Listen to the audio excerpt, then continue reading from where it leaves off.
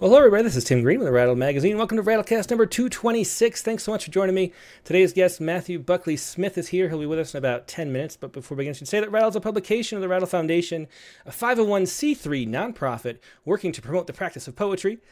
We've in continuous publication since 1995 and are unaffiliated with any other organization. We just do this because we love poetry, and I know you do too, so please do click the like button and share. Make sure you're subscribed. Ring the bell for notifications. Anything you can do to help spread poetry around the internet is much appreciated. And Happy New Year to all you out there on our New Year's Day show. The festivities are mostly over, so we thought it'd be fun to have a show anyway, despite the holiday. And it's going to be a lot of fun. We have two poetry spawn poems about the same thing, which is interesting. They're both about this, inspired by the New Year, of course, but also this article, photo essay from the New York Times, which I can't show because I don't have a subscription and I don't know about the copyright either. But it's I looked through secretly through a back door in a beautiful photo expose about the year in review, but a lot of tragedy this year, of course. And there's one photo that stood out. I think there were maybe 10 or 12 submissions just about this one photo, which was so powerful. We'll let Sophie Kaiser Rojas explain it with this poem. But of this poem, she says the following. She says, it's the last week of 2023, and the New York Times posted their 2023 year-end pictures. As I scrolled through their review of a year, colored by global conflict, I was shocked by how, without captions, it's hard to tell from which of the many wars the images were taken. I also found myself needing to take a break from the article, which left me reckoning with the ease at which I clicked out of the tab. Having recently read Ukrainian poet Ilya Kaminsky's Deaf Republic, which is essential reading, especially now, I've been thinking about the way figurative language has the potential to both embody and reduce an experience. I wrote a villanelle that I converted into a pair of sonnets, which are in dialogue with Kaminsky's work, as well as with the specific photos and captions by Nicole Tung, Lindsay Adario, and Tyler Hicks. Their pictures document the war in the Ukraine, and they resound hauntingly in the images of the war in Gaza and other violence around the world. So here's her poem. And Sophie couldn't be here. She's out of town today and couldn't get to a computer. But here she is, or here I am, reading Sophie's poem, Broken Sonnets with Apology for Simile, after Ilya Kaminsky. Forgive me when I tell you I survived the year in review. You can't tell who is under the stitching of her purpled cheek, the body a patchwork of all that's been torn in her nation. You can't tell in which nation a bomb ripped a bite out of her apartment building, deleting the street with children still playing in it, crumpled with the ease of a newspaper. The whole block reduced to dirt and debris. The road, you can't tell from the soldier run over so many times he's made part of the earth. The body a path to everything torn in this nation. Forgive me, I close the tab like a door I've no fear will be blown open and switch to my journal, review my own year. In an entry from Camping Abroad, I wrote of the still familiar bleed of foreign sunset, of a tent shared with strangers, how, lying in the dark, we are no more than the exchange of our air. I forgot to cross a T so it reads like Lent, which is the attempt at religion in me knows as a sacrifice or a promise. A body in sleep is the rise of a chest is the cage around a breath. Is breath what's promised or given up? Forgive us, let their bodies breathe like bodies. And so once again, that was Sophie Kaiser Rojas's poem, Broken Sonnets with Apology for Simile. And we had a similar inspired poem by none other than Abby E. Murray, who's one of our favorite poets in Poetry Spot. I think this is her 14th time on. And here she is, Abby E. Murray. Hey, Abby. Hi, thanks for having me. I can't believe 14. It's 14 now. It really is. Okay, cool. I'm old. Yeah. So tell us about what inspired this poem. How did this poem come to be? I think that this poem came to be in the same way that a lot of people are feeling right now and Hmm. thinking of, we want wars to end, we want justice, and we're unsure about whether or not our actions are complementing those wants that we have. And I was thinking about that before I wrote. I write a poem every week by Friday at midnight, and so this deadline sort of works really well for me. And I started thinking about, the year responding back to me in terms of the peace that we keep asking for. We keep asking for war to end, and we keep asking for, our politicians to do what we need them to do, and it keeps not happening. And so I Hmm. was thinking about the year responding back to me.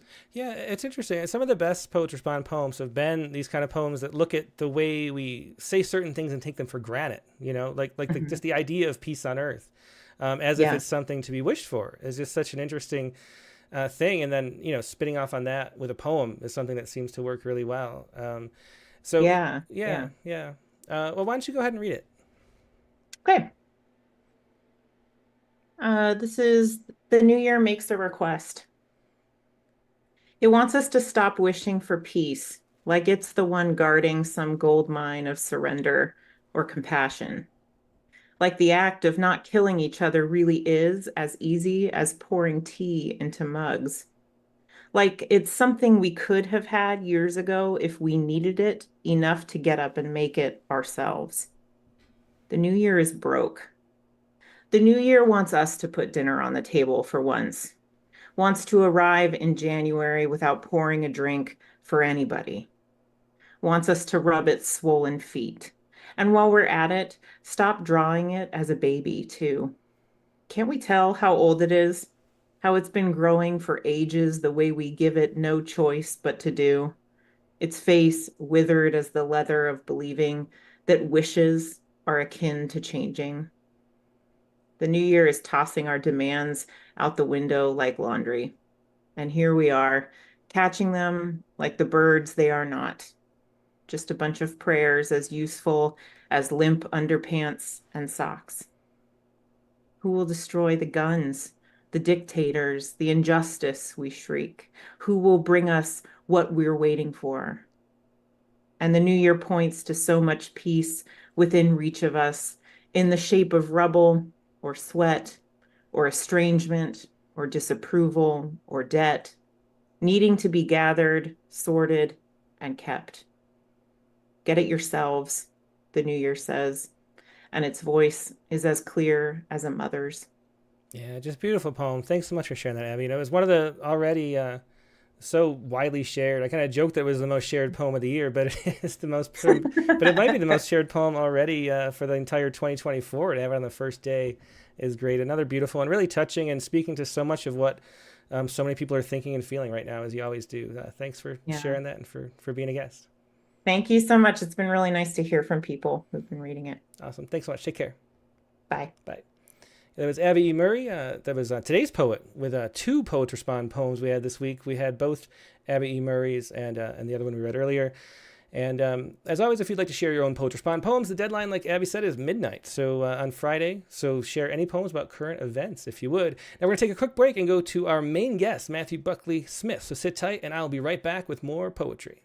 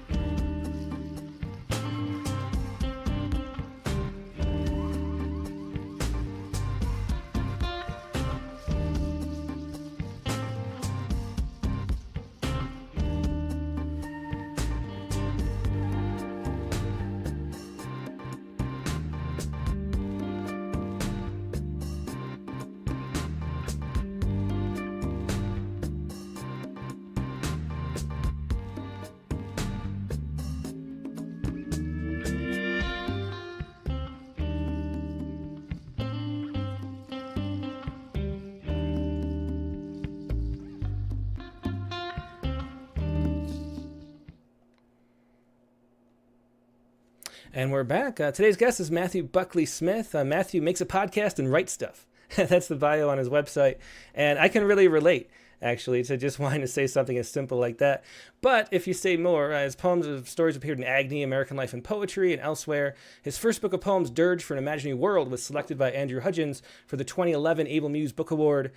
His second book of poems, Midlife, was selected by David Yezzi for the 2021 Richard Wilbur Award, and will be published soon. So we have a sort of an advanced copy. I have a link to the pre-sale, which we'll put in the show notes, and you can pick it up ahead of time. But that is Midlife, and so two great books out. A wonderful formal poet, and here he is, Matthew Buckley Smith. Hey, Matthew, how you doing? I'm doing all right. I think there may be some tantrums happening downstairs, but I have a reprieve from it. So yeah, I'm doing okay right now. Well, that's great. And so you wanted to start out with someone else's poems. Yeah, that's what I usually do when I do readings in person. So why is that? First of all, I'm interested in that concept because some people do that. Yeah, I mean, I don't know if this is accurate, but I feel like the person who taught me this was good form with Mary Jo Salter. But I know that at least for a long time, that was a little more common in poetry readings. That when you gave a poetry reading, you would read poems, but it wasn't necessarily poems from your own work or even from your latest work, as it typically is now. I did, as little as I like Kenny Goldsmith, I have to give him credit for when he went to the White House, he at least started by reading poems by poets he admired. And I think that's there were a few people who did that at the Newburyport Festival when I went the other year. And I thought it just made things a little richer and more fun. I don't know, it feels like if nothing else, like I definitely think this is a good poem. Like you can trust me, whatever you or I might think of my own work. Yeah. Well, let's hear it. So the first one I read is the Feast of the Epiphany by Ryan Wilson, which is a good poem, of course, for this time of year. So tell us a little bit about the poet, too, if you would. Sure. Ryan is a very old friend of mine. I met him in a poetry workshop, and we've been arguing nonstop ever since, including sort of having an odd experience having a cross conversion where I stopped believing in God around the time he started believing in God. And so this is a poem about the Feast of the Epiphany, which takes place, I think it's celebrated on the 6th of January, but it's the idea is it's the day that the Magi came and saw Jesus in Bethlehem, or depending on the account, somewhere. And it's, whether it's my own megalomania or not, I think there is at least part of this poem that kind of addresses skepticism, addresses maybe a vision of the world that's not, or the universe that's not very hopeful or theistic, and offers another way to look at it, which I disagree with, but really appreciate. Kind of like I was going to make a complicated joke about the title or the inscription, which is kindly dedicated. This is the book, by the way. It's in Ghostlight. It's kindly dedicated to me below a Latin inscription that has to do with God. But then I realized, of the 4 people who got it, 3 would find it offensive. So I'll let it go.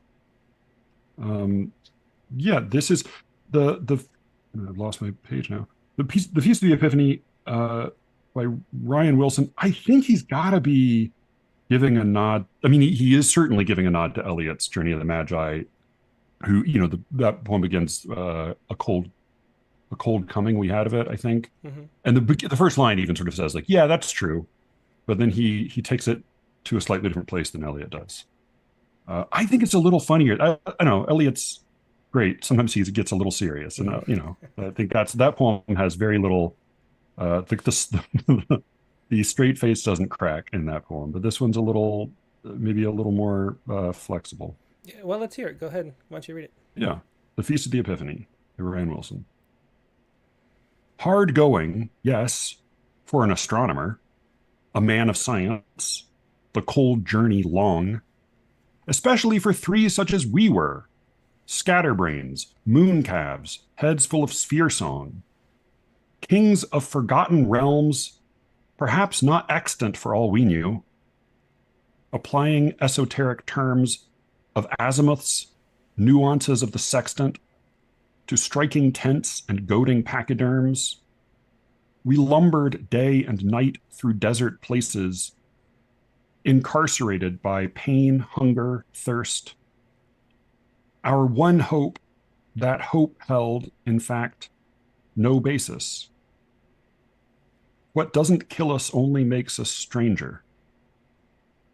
Among the oxen, sheep, and pigs, we cursed our charts and stared, lost, starving, at the manger. Yeah. The manger, of course, is where the animals feed. Yeah, There. beautifully rich poem, The Feast of the Represents. Epiphany by Ryan Wilson. And that's a good... He knows the plural of sheep. It's me. I'm the one who doesn't. Well, as somebody who reads every week poems just out of nowhere, that was a great reading off the fly. So that's a great segue just into starting out talking about what you look for in poetry. I mean, the richness of that. If you're going to pick poems by someone else to read, obviously they're going to be poems you admire. You're an avid reader too, with a podcast on poetry and all of that. So what is it that you're looking for in a poem as a reader, which is something that we're not usually talking about, because usually we're talking about what you're trying to do with poems. So start out there. Yeah, Matt Wall asked a similar question a while ago, and I think at least he said what's the first thing you look for, and it really has to be, for me, voice.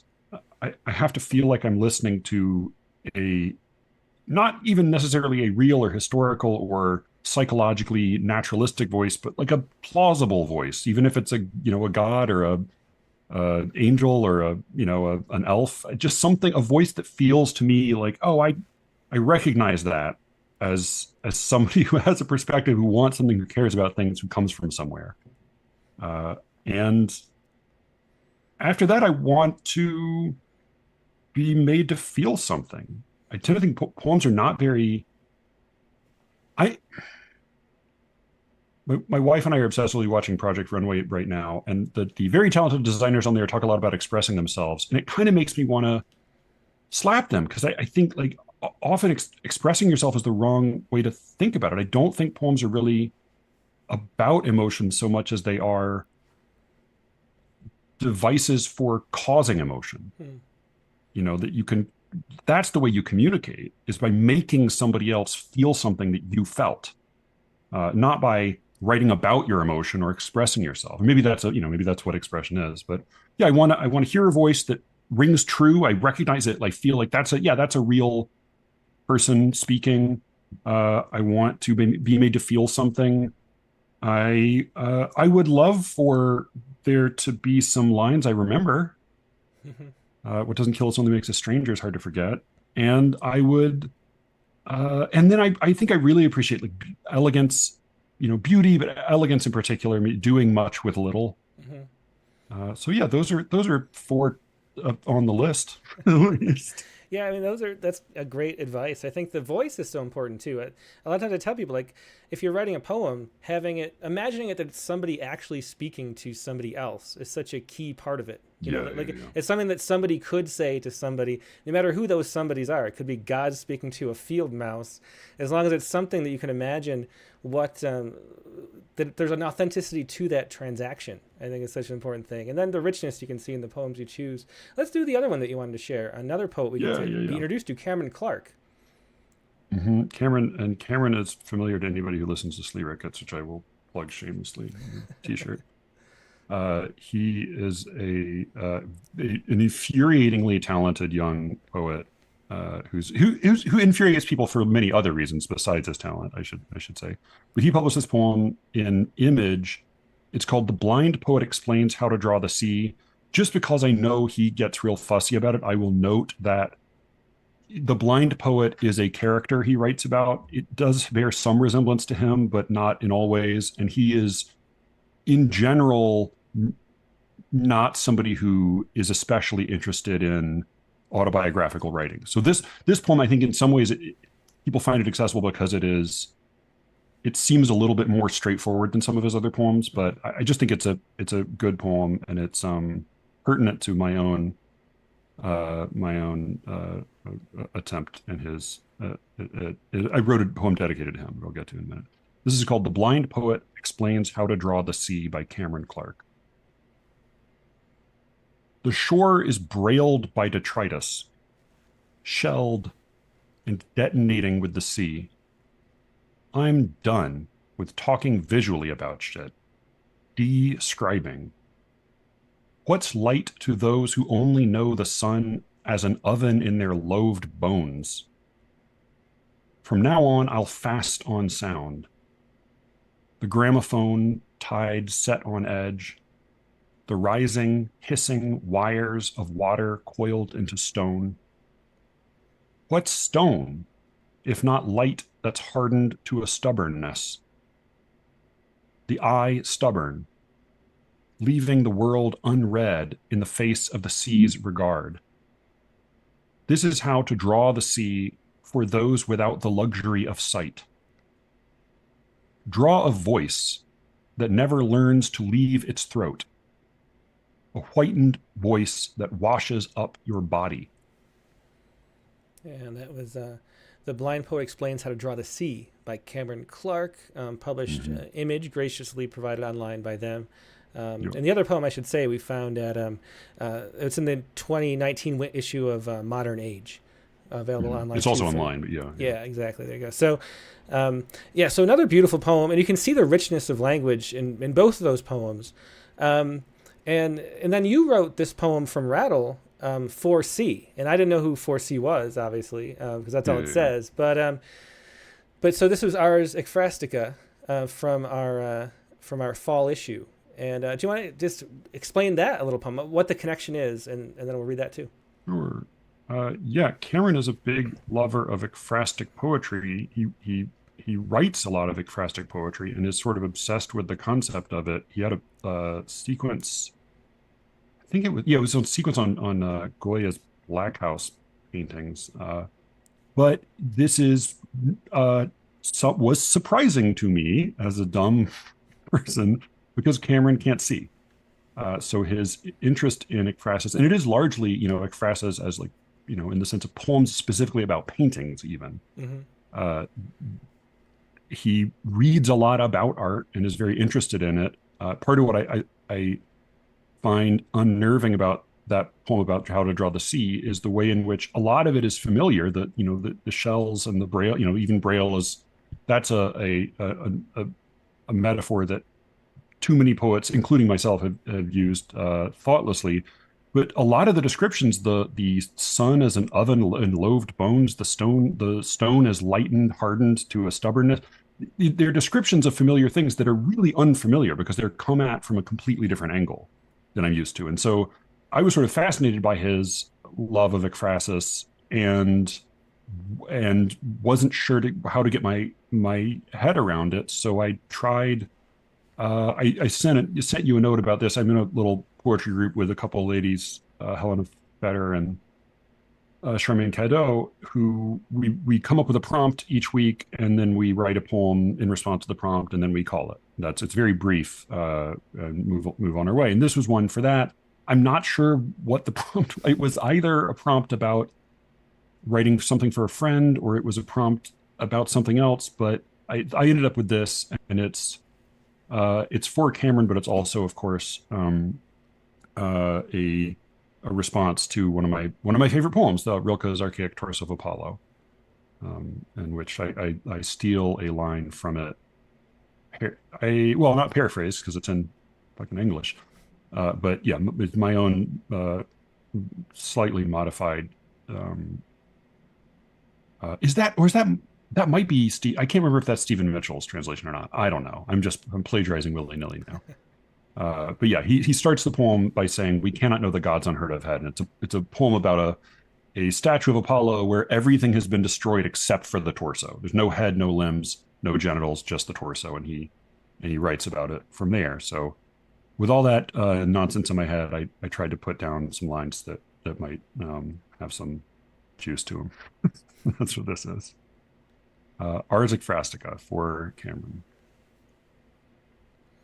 Although your fingers and my eyes agree, it is unheard of, Cameron, what you see. Describing scenes of color, form, and light, which you perceive by any means but sight. We cannot know the God's unheard of head, protested Rilke, when he should have said, unseen, because we hear of it from him, in carnal terms, becoming of a hymn to any of those bad old gods, the kind that loved man's form, but not his living mind, delighting in some tyrant's blinding wrath, then disappearing in the aftermath. Yeah, beautiful line at the end, especially. That was Ars Ekphrastica by Matthew Buckley Smith from the fall issue of Rattle.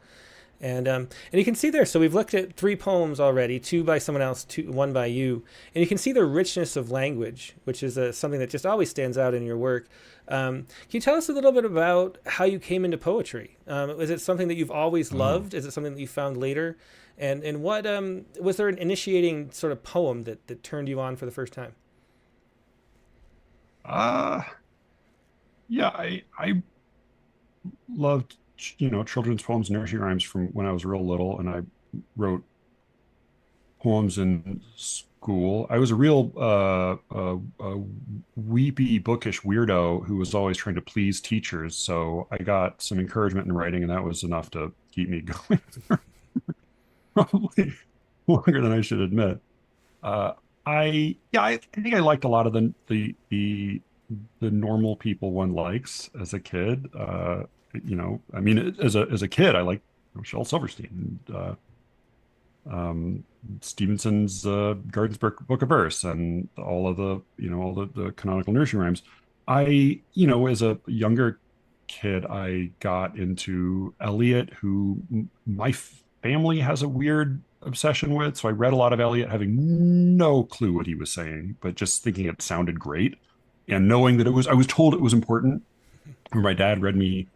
He had a friend in graduate school who was a Shakespeare scholar, and so he read me a bunch of that, and I didn't understand most any of that, but again, it sounded exciting, and I knew it was something worth messing with. And then I think like everybody, I went into an E. E. Cummings rabbit hole for a while, and as puberty was was descending upon my poor body. So have you always been interested in formal verse? That's the thing that when I see a poem of yours, I think, oh, great, this is going to be formal, because there's so little of it around that's done really well, or even attempts at it these days. And you write so beautifully in the form. Is that something that you were always drawn toward? Was using meter and rhyme? No, I mean I liked formal. I mean, what we call formal poetry today for a very long time was just poetry. So I like plenty of that stuff, and I always have. I wrote in doggerel, that is to say meterless rhyme, for a long time as a kid, and then I got sophisticated, and I learned that sophisticated poems aren't written in form, and so I wrote a lot of free verse, and I wrote a lot of poetry that had cool words in it but didn't make sense and didn't have complete sentences. And some of that, I think I learned some things. The school where I went to college and took a bunch of classes, they were very much invested in poetry that was interested most of all in being unpredictable. And so they weren't language poets, but they were descended from the language poets. They were like the children of the Titans or something, And it wasn't really until meeting Ryan my junior year and kind of getting a little bit reoriented by him toward poems that made sense. And then going to grad school, which was really just me following Ryan to Baltimore, that I had some great teachers, including Mary Jo, Greg Williamson, is a terrific, underappreciated formal poet, really taught me form more than anybody. John Irwin, a bunch of people. Mm-hmm. And I kind of kicking and screaming was dragged into form, and then just couldn't escape. Like I think like a lot of people who started writing in form later on, once I started, I couldn't.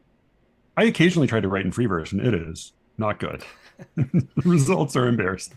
Did you have like formal training? Was it like classes in meter? Is that something you did, or was it more just reading and being introduced to different poets and hearing it and then taking it through that channel? Oh, both. I mean, a lot of both. I should say, like, I had a really good teacher in high school who like gave me the basics of meter, and that was really helpful. And then I had my weird mentor figure who introduced me to A. Stallings' work, and I remember reading that and thinking like, oh, I've been wasting my time. like, like why don't my poems sound this good? Uh, and um, and then yeah, I mean, mostly I got a lot of instruction in graduate school that was very helpful. And that, I mean, Greg's class is like Taylor Bias called studying under Adam Fine's like going to formal boot camp, and that's very much what Greg was like. So you have to learn it whether you want to or not. Yeah. Well, let's dive into your book that's forthcoming. Do you know what publication date is that known yet? Amazon says January 8th. Oh, okay. Well, that's really soon. Yeah. There you go. Okay. Well, Yeah, let's start out with it's the introductory kind of poem, "The Year of," from yeah, sort of a New Year poem, kind of. Yeah, it is. The Year of. It was not beautiful. It did not rhyme. A brick came loose. A text message came late. We lacked the understanding, then the time, to put things straight. Results were lost. Releases went unsigned. Defective units had already sold. The smaller demographics fell behind. The trail went cold. A judge enforced the non-disclosure form. The damage wasn't covered by the plan. The girl got transferred to a different dorm. The threats began. Some children were too young to understand. A biopsy was needed to confirm. The prototype, regrettably, was manned.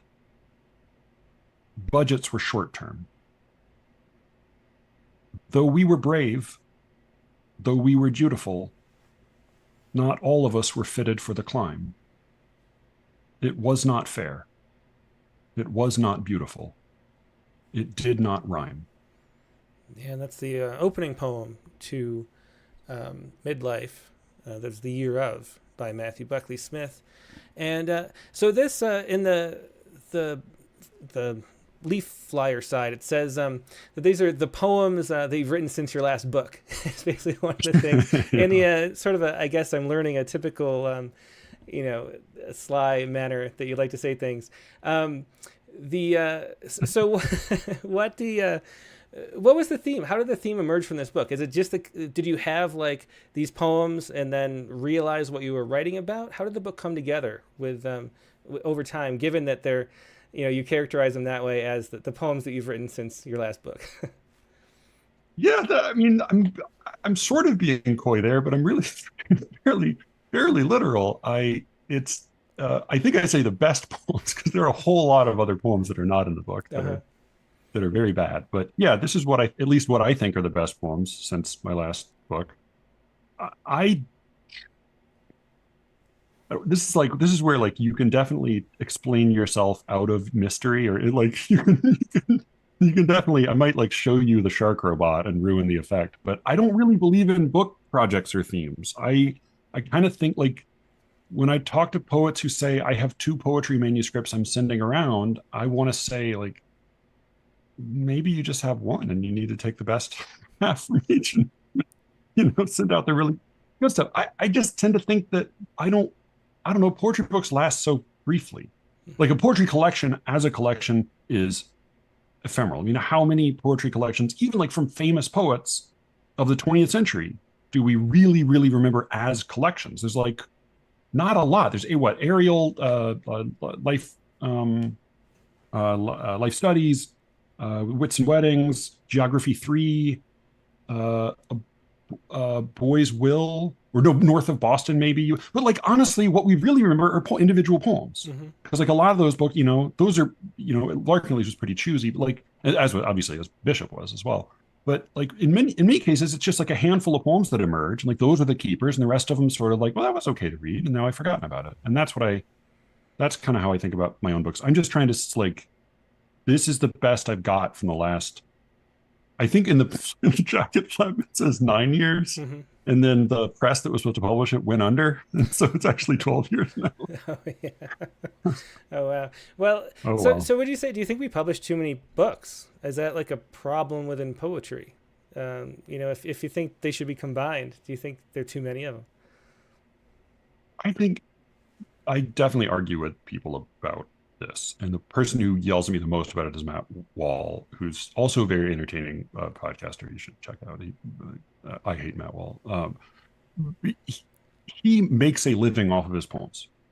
He publishes a chapbook like once a month or so, and like multiple books a year. And he pumps them out and he peddles them like comic books.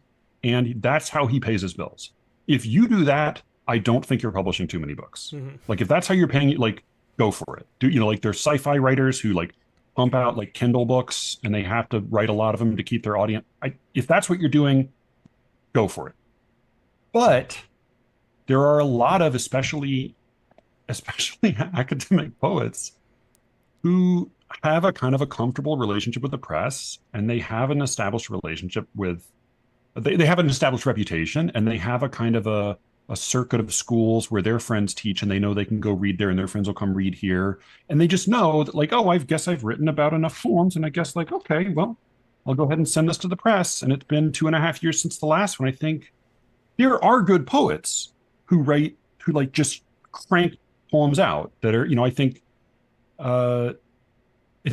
like Franz Wright was definitely spotty, but I would never have wanted him to slow down because I think he would have just died sooner if he had if he stopped writing, he would have died. Shane McRae feels a little bit the same way. Like writes insanely fast, but also like whatever is behind that, like whatever the wind is behind that sail, I don't want to fuck with it. But I think a lot of people, do publish too many books, and very seldom do I think, if you're publishing more than once every 5 years, I think look at your last 2 or 3 books and say, which of these do I think are absolute killers?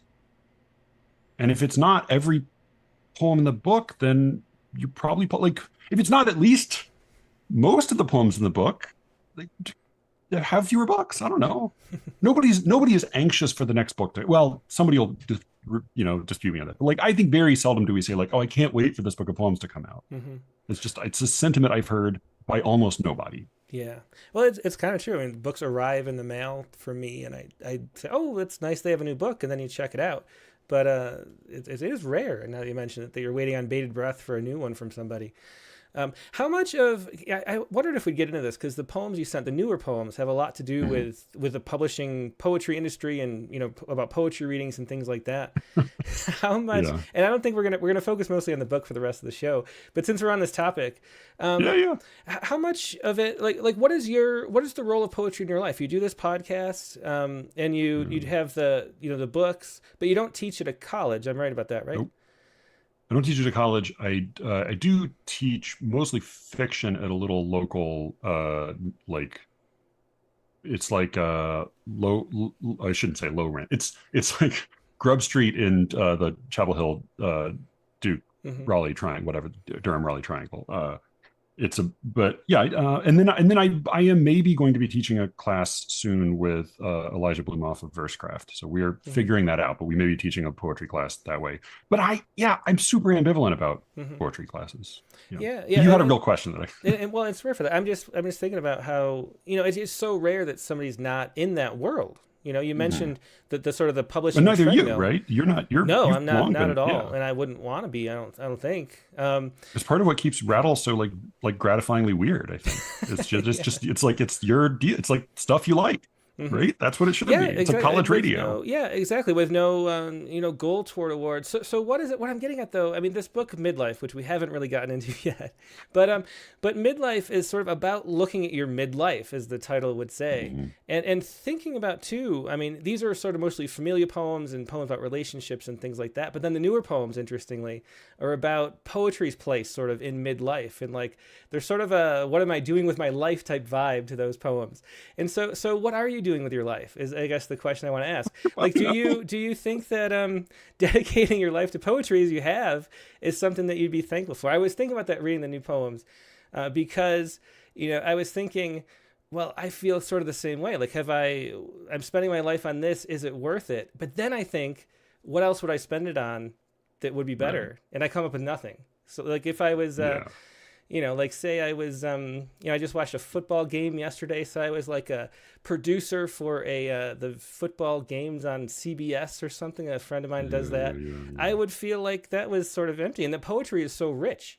And so there's this little loop that I go into a lot too, about what we're doing here and why, given the small audiences, given the few people who, you know, really appreciate it, given the struggles that you have to do anything, to write a poem. I mean, I don't know how many poems it took to be your best poems, but they're a struggle every time. And then there's like so little reward too. So what do you think about your place, the place of poetry in your life, and why you did it, and are you grateful that you did? I think like you,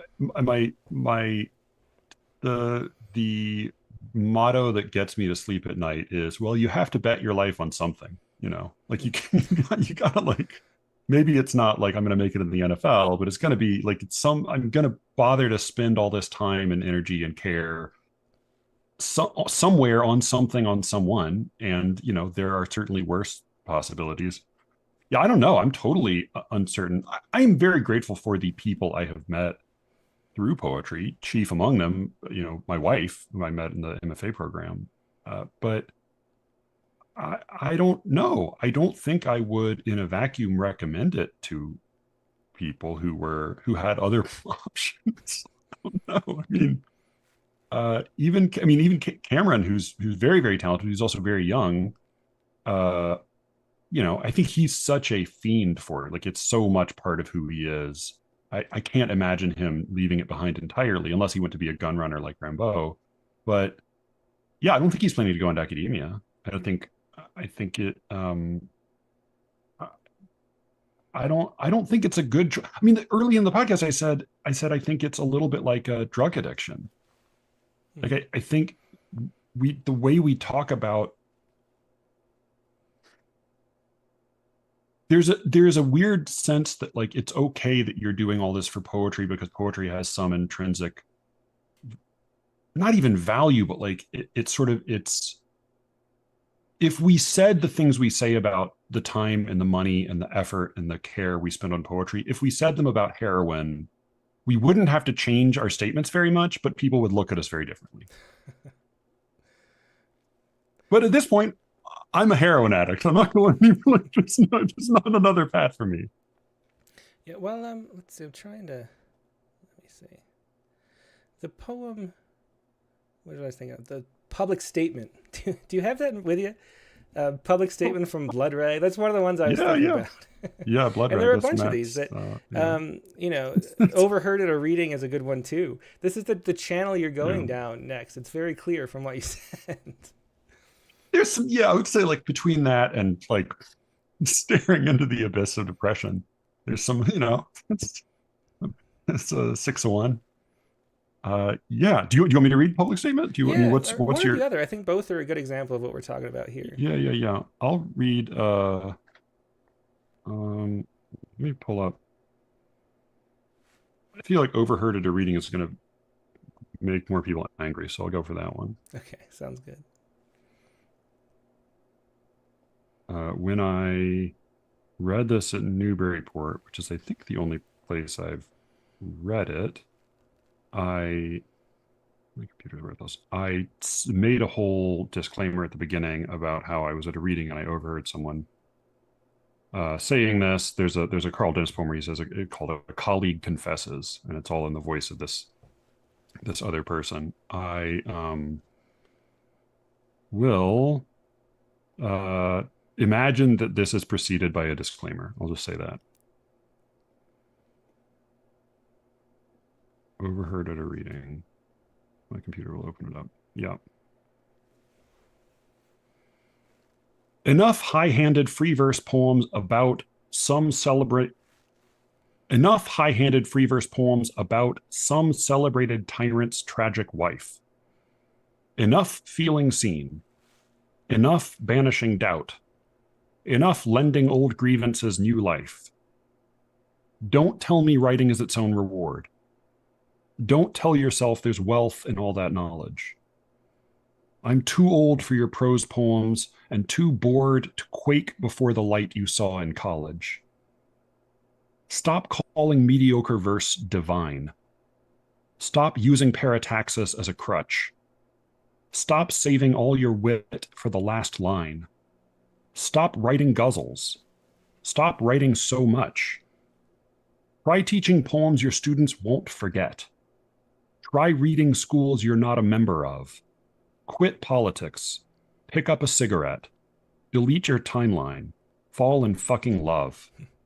Yeah, that was overheard at a reading, a newer poem by Matthew Buckley Smith, and that's the sentiment that you have. That there's sort of a love-hate relationship going on, which I was very surprised to find. So you don't feel that? You don't feel a love-hate relationship with poetry? Oh, definitely. I think everybody does, but nobody talks about it, which is why it's interesting. Again, the podcast is Slyricus. So tell us about the podcast too, because what is Slyricus? Why is that the title?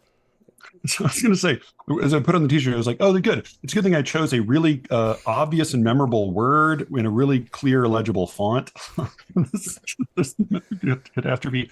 Yeah, I started this a few years ago at the tail end of the pandemic when I just was feeling very bad about poetry and then had a realization, which was that I had been keeping my mouth shut about my feelings on poetry for the sake of not burning bridges so that I would be able to have a career in poetry.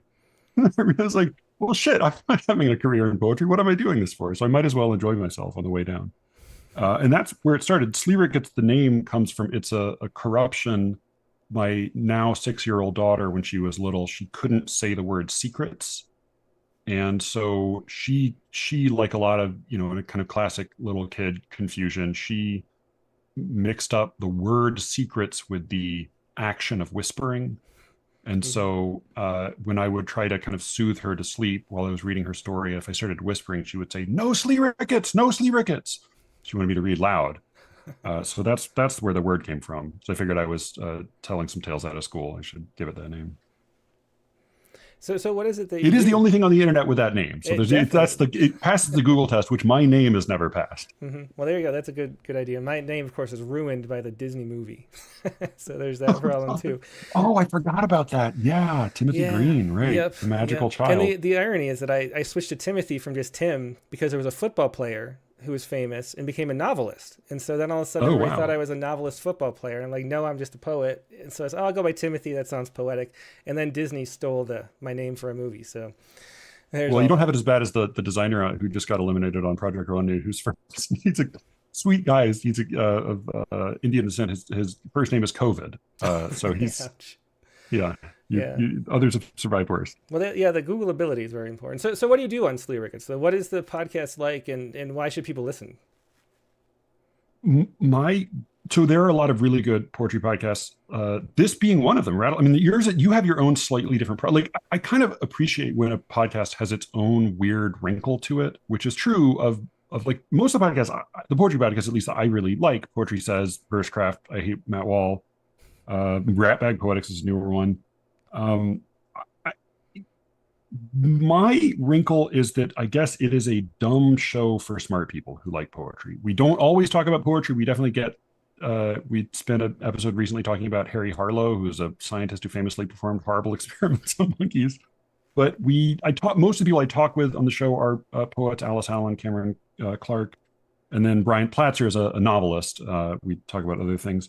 But I got into the habit of listening to a lot of dirtbag leftist politics podcasts and thinking that people get to have so much fun talking shit about politics, and nobody does it with poetry.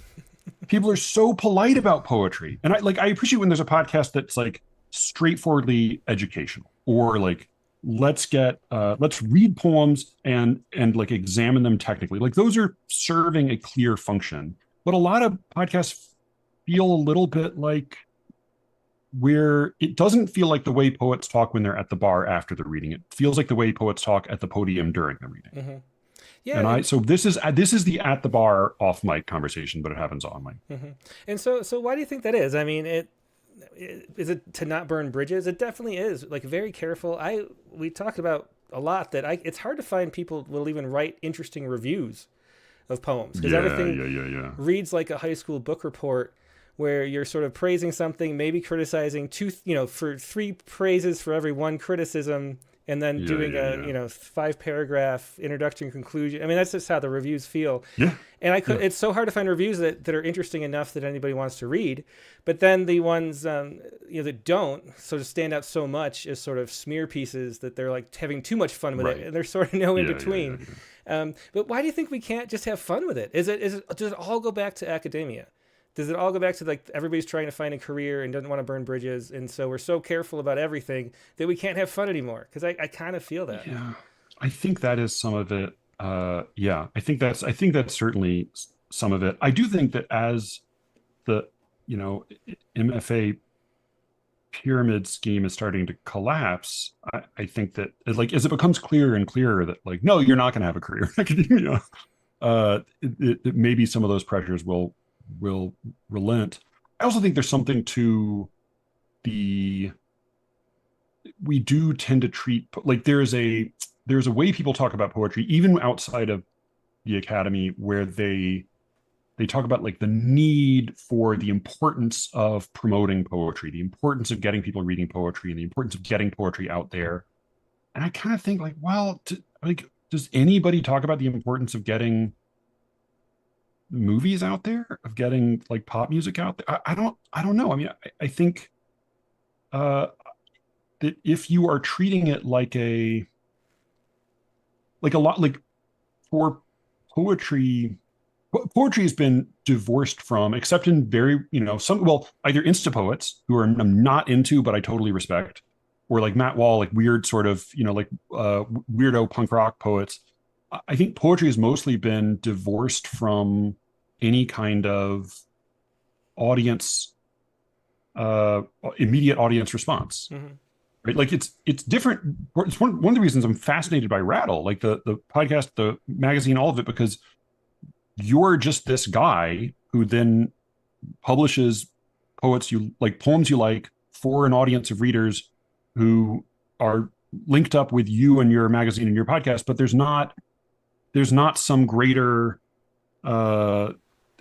structure that you're inside of. You're not, I mean, I don't know if maybe you do get grants from the NEA, in which case, great. I hope they do give you grants. But I think like a lot of poetry has been, lives in a kind of a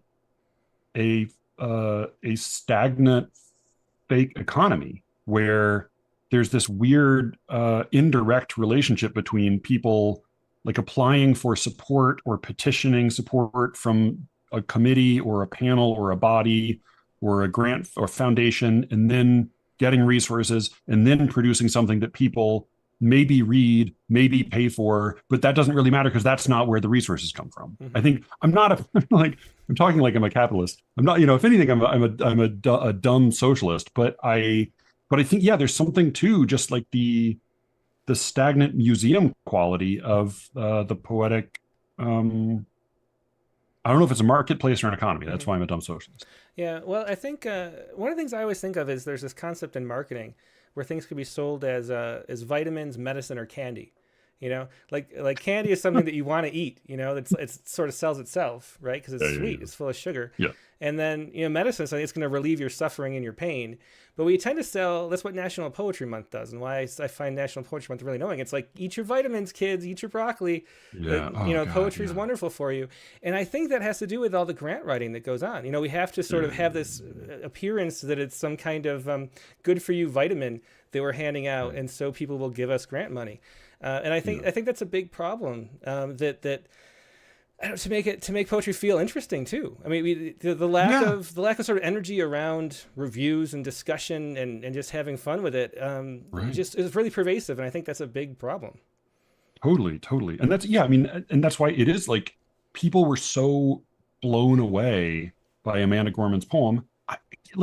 Talk to most poets, they're not crazy about it. I'm not crazy about it. But like people who weren't expecting anything but a normal, boring political event heard this poem, saw this, this charismatic figure, got this experience. They're like, oh, that was something. I'm so used to nothing.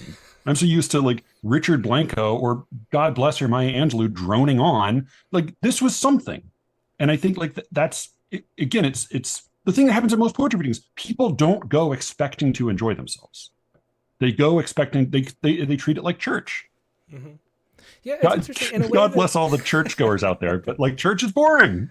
Even Christian Wyman says it's boring. Well, I don't know. I like the idea of poetry church actually, and as a with great sermons, and songs you sing along to, and I don't know. There's a way that it can be like church in a good way, like the best kind of church.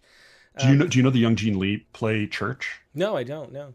It's really diabolical, and I think part of it is I think it's very flawed, but at least like the first half and the bizarro ending is like brilliant. And it basically is like she created this experience for cynical, secular New Yorkers to go into this building and then like have this experience that was basically like this intense moral and musical and communal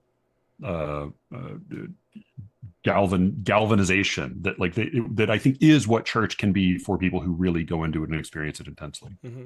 Yeah, I think so too. I don't know. The thing is, I think you and I both feel like we see a great poem, we love it. Like it turns on our whole little neurons are firing all over. It's like a little fireworks in your head. And how to get more people to appreciate that is just something that we always struggle with and find. And I wonder why it's so difficult and why so many, like you say, so many books of poems aren't interesting. I mean, there's just so many problems that sort of are heaped on just because of the way it's gone in this. I was talking to Dick Westheimer the other day about a friend of his who read poetry. It was translated. He's a Mexican poet who has poems translated into Polish. And he went and they had a whole auditorium that was like the poetry stadium for having poetry performed. It wasn't like a music theater. It was like where you go to do poetry in Poland if you're, and so there are thousands of people there. And how do we do that? How do we make poetry interesting enough? Is it have to do, because one of the things that I always hear from regular people is like, it doesn't rhyme. There's no music, like, and there's a music to free verse, which I love hearing. And you can hear like rhythms and all sorts of stuff, internal rhyme. But there is a craving for more form and more true rhyme that you can hear more prominently. Sounds good. Sounds good. That's why it's there. It sounds good. Do you think that's one of the things that poetry is missing is the more formalism? I mean, the problem is my dad is encouraging, seems to be encouraging. My wife would say, like, there's no harder job than encouraging Matthew. My dad will say things like, oh, the world needs poets. I think my response is like, well, no, the world needs poems. And the problem is we've got a ton of those. Like we've got so many great poems from the last few thousand years. It's not like we have a pressing need for new ones. So yeah, I think people do really love and respond to, often it's like the elements in poetry that make it memorable. Mm-hmm. That is, in many cases, meter and rhyme. And so, yeah, those sound really good and people like that. And there are plenty of people who want that and get it in pop music, in rap, in nursery rhymes, in existing poems. And I think they are hungry for that, enjoy that. I enjoy that. But I also think there's plenty of free verse that can be funny and memorable and biting and touching and surprising. Or like tell a good story even. I think there's plenty of good free verse that's like basically translatable. That's sort of what people say, oh, it's prose with line breaks. I don't really care. Is it good? Mm-hmm. Is it fun to listen to? Like, then translate it. Fine, whatever. Break it back into prose. It doesn't really matter to me as long as it has an effect. So I think the question is less like, how do we make poetry interesting than how do we make interesting poetry? Mm-hmm. Like, do the good work, and then, I think every poem ultimately survives. It's either there's dumb luck, and there's like the various unpredictable powers that be that select something and pass it on. But mostly it's, this poem kills me, and somebody else I know has to read it. I'm going to show it to you. Mm-hmm. And then it either has an effect on you or it doesn't, and you pass it on or you don't. I think that's really what makes poems stick. And I try to do that on my podcast, try to share poems I think are really killer. And I don't know beyond that. I'm so skeptical of like larger poetry programs or institutions. I mean, I think part of what I love about the poetry stadium you were describing is like, it's not just like, oh shit, they have this amazing audience. It's also like, well, when you go there, you better be interesting.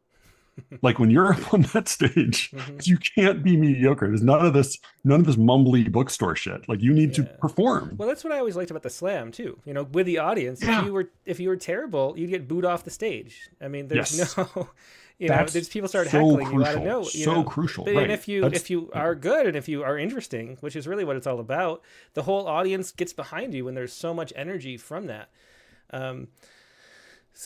Yeah, and I think that's exactly it. That's what we try to do with Rattle too. If you don't know, Alan Fox founded Rattle. He put up some of his own money and hired me to be the employee running it. For the last 20 years, I've been doing that, and all we do is pick poems we find interesting. Like we think people are really interesting. They think they have interesting stories. Phrases and metaphors and ways of putting things that make you see the world a different way can be really interesting. And when we find interesting stuff, we share it, and that's pretty much all there is to it. And when there's a poet, who writes something interesting, like you have and other people, we say, hey, come on the podcast. Let me introduce them in this way. And we just go all around just trying to find things that are interesting and share them. That's all we really do.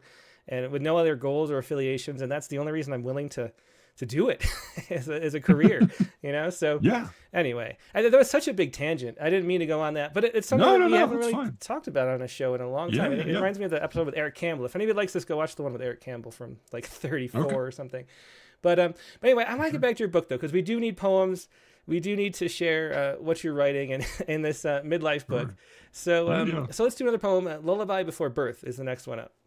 Yeah. This is one I wrote when my wife was pregnant with our first daughter, and I had a thought later on that was only when A. Stallings has a wonderful poem called Ultrasound, which is about an ultrasound, but she had the funny experience of writing this thing that was just a description of an experience, and it's a very evocative and memorable. I am the room the future owns, the darkness where it grows its bones. But then later, I think she had the experience of having people come to her and treat it as a political statement, as like basically as a pro-life pennant. And I've had a little bit of that response to this poem, not to that extent because I'm not A. Stallings. But yeah, it is a funny case of like, I really wasn't trying to make a point. I just was trying to write about something that happened, or something I thought and felt at the time. This is Lullaby Before Birth. For now, you can be happy, whatever you are called, a thing no hands have held, in darkness where you wait, and nothing soon will stop you unfastening the gate. Come through and you will find us, and cry until you can't. And every day you count a gift will be alone, and all the dark beyond us someday will be your own. So stay a little longer, where morning isn't yet, and nothing is too late, and all the rest will keep. We grow, but never younger, and have no time to sleep. Yeah, it's another great poem with a great last line, which is a thing that using rhyme and meter works. You can see how the rhyme makes a poem kind of click home at the end. And you have a bunch of last lines that are great like that. We grow but never younger and have no time to sleep is such a great closing for that poem. That was Lullaby Before Birth from Midlife, which is coming up, forthcoming soon from Matthew Buckley Smith. But you can click the pre-order link and it looks fake because there's no image, but it is real. Okay, wait, we'll click that link and go find the poem. Yeah. But so what is your writing process like? How do you try to make a poem? We talked about how poems should be interesting and that should be the main goal, however you're going to do it. How do you find ways to be interesting with words? Because it's one of the hardest ways to be interesting is just having some squiggles of darkness on a white page, and then and somehow it's moving and makes people cry and think and remember it until they die. How do you approach trying to do that?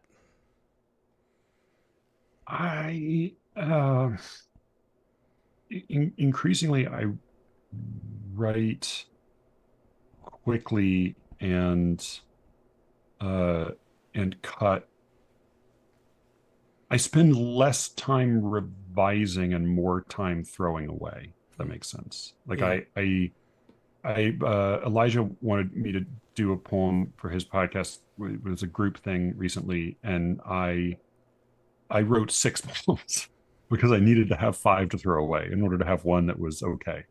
So that I write a lot of poems. I try to sort of I do these prompts with the ladies I write with. They're helpful because they're often something I would not think to write about, and they kind of force me to move in some directions I might not move rhetorically. I will also a project or practice I've been taking up for a few years now is choosing a metrical form and a rhyme scheme and a length, and writing 30 poems in that form as quickly as possible, and then leaving them for several months, and then going back and throwing away all but a handful. And then those I'll work and work and work. But I guess it's sort of less I believe less in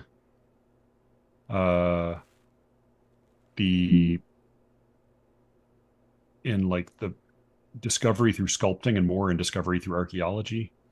Like I try to find after the fact if I said anything worthwhile. Or I mean the thing I thought reading Shakespeare's sonnets again a few years ago was that a lot of the sonnets were making the same argument as one another, but they were making it a little worse or a little more awkwardly, or they kind of like only got started a few lines in and then they tried to close too quickly. And so then it was only every so often that it just like the 14 lines landed with the 14 lines of thought and everything just hit just so. So I thought, well, maybe I will have some doing that. And so I try not to think too much about. I have very little insight into my own poetry.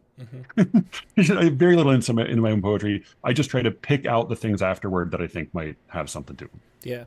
Well, let's hear another poem. Let's do Poem Without Metaphors. Sure. We'll move through poems a little more quickly. Yeah. Okay. Poem Without Metaphors. Which somebody asked me about, and I thought, like, well, I think technically it's just a metaphor, but whatever. Poem Without Metaphors. Some days there are no other words for pain. And for the worst, the literal is best. The rain against the glass is only rain. Your heart is just a muscle in your chest. The book ends in a bookish sort of way. The moonlight stands for nothing but the moon. Your children carry half your DNA and will inherit all your savings soon. Somewhere a car is racing through the night, no faster than a swiftly moving car. A brace of deer glance up at something bright, gone still, exactly like the deer they are. And as for you, you could be anyone who's said the things you've said and done. And see what I was talking about those great last lines. Another great one with a rhyme pulling through, Poem Without Metaphors. And that's just another great poem. And so the way that you write, you were saying, you're just iterating and pushing out a lot of stuff. Do they come out in the form like this, the iambic pentameter with a rhyme scheme? Does the rhyme propel you forward in the poem, or do you revise them into shape like this? Oh no, I don't. I definitely don't have a thought ahead of time. I'll start with a line, but I definitely don't have a plan or an argument I know I'm going to make. Yeah, I think I mean, Stallings and plenty of other people have talked about this, but the form writes the poem as much as I do. And so you hear, I guess you would hear the first line. Some days there are no other words for pain. And that is what propels you forward. Like the rhythm of that. Is that how you kind of approach a poem? Yeah. I mean, I guess I'll often like fish around until I find a first line that sounds plausible. But I there's a thing called a divining rod, which I guess it's spelled like divining rod. You hold it like a Y-shaped stick, and it's sort of like there's a whole superstition about like who's, it's sort of like a one man, like a Ouija board of one. And for me, that's writing poetry. Like I've spent a lot of time learning meter and drilling form, and like if you want to write a good sonnet, I was talking to Cameron about this the other night. Like the way to write a good sonnet is first write 100 sonnets, and then write a sonnet. But yeah, I have very little insight into what the hell I'm doing. Okay, well let's do Last Call at the Conference Hotel. Yeah, this is about a mythical phenomenon where people go to conferences and temporarily fall in love with people they're not married to. Yeah, Last Call at the Conference Hotel. And there's a little bit of the Odyssey at the end, for those of you who know the Odyssey. Last Call at the Conference Hotel.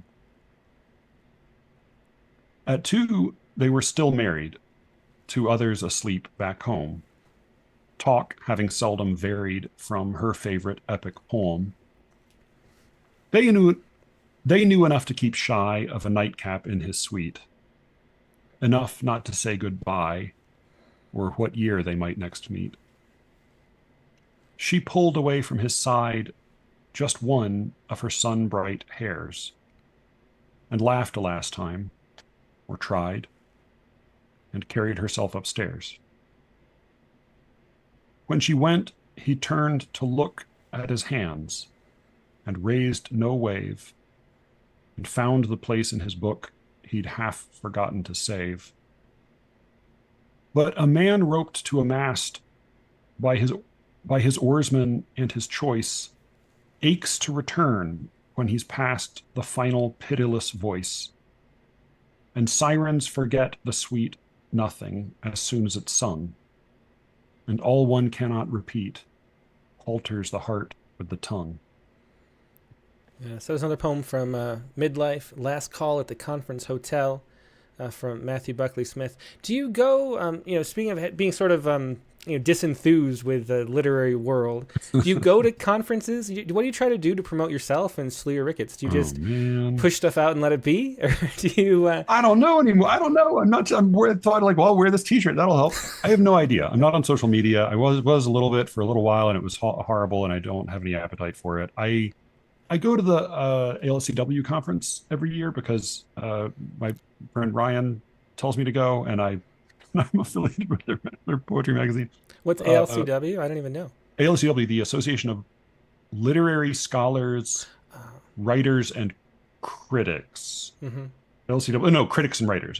I thought it was librarians, and I was humiliated. Yeah, that's actually I thought the exact same thing. And yeah, Stallings described it as the MLA for people who like to read books. Well, that sounds better than the MLA. So yeah. It's pretty interesting conference. So I go to that one. I have gone to Swanee and Westchester in the past. I know Westchester sort of had what's the Dark Crystal where the ancient ones got split into the good and the evil half. I don't know. So there's Westchester and there's Poetry by the Sea. Mm-hmm. I don't know which one is the good and which one's the evil, but they I think both it probably exist depends now. on who you ask.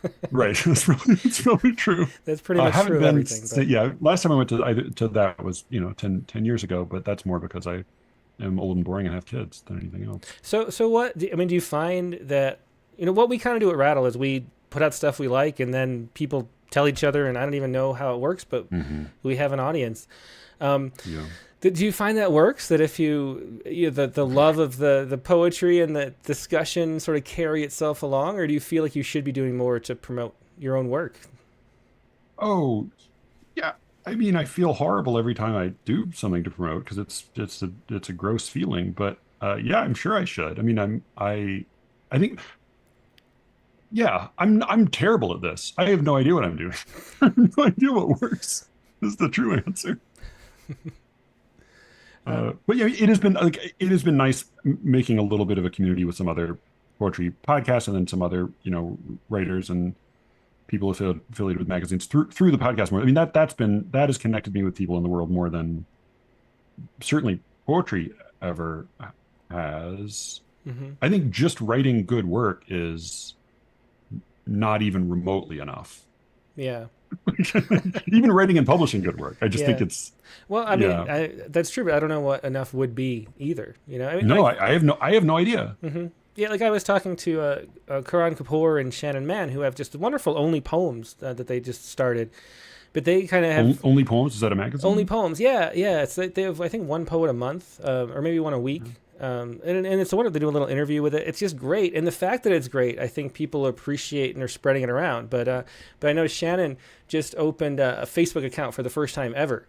So and she was asking if that was worthwhile, and I mean, in a way it is, but it takes such a long time, and it's sort of less worthwhile all the time. So the things that you can kind of take advantage of to help poetry spread are diminishing too, because there's just this way everything is gamed, and poetry doesn't win the algorithms very often. No, unless it enrages people. Well, there's that too, which it doesn't do probably enough. I also I had a Sleeper Gets Twitter account for a little bit, and what I found was that it's not that you can have a Twitter account in order to support your podcast. It's that if you are good at Twitter and you like Twitter and you want to spend a lot of time doing that and you cultivate something there, then that as an existing part of your life can help out your podcast and vice versa. But I didn't want to do it for its own sake enough. I mean, I think in a way, it's a form of writing I kind of respect. Like there is such a thing as like writing good tweets. Mm-hmm. It's its own thing. It's sort of like a lot of writers, I knew in grad school would say things like I could write a romance novel, and that's true, you could, but you would have become a romance novel. It's like you could do it, but you can't do it without committing to making that then a whole thing. Mm-hmm. Yeah, it's definitely true. Well, I'm determined to get through all the poems because they're great. Let's do Requited Love next. Yeah. Requited Love. I put in this one and then I put in the last one because my wife says make sure people know you have a happy Requited Love. Here is the way they rose and bathed and fed in silence, and in silence got undressed, and microwaved the supper each thought best, and meant the words the TV actors said. Here is her naked hand outstretched in bed to soothe some restless memory's knocking chest, and here her present body, seldom pressed awake to his, and hear his snoring head. Here are the things they thought they had to fear. The figure at the far end of a glance, neglected taxes, mice, the common cold, the lovely hair's retreat, the veins advance, the skulls a little clearer every year, shares held too long, the child they'd never hold. And that was Requited Love.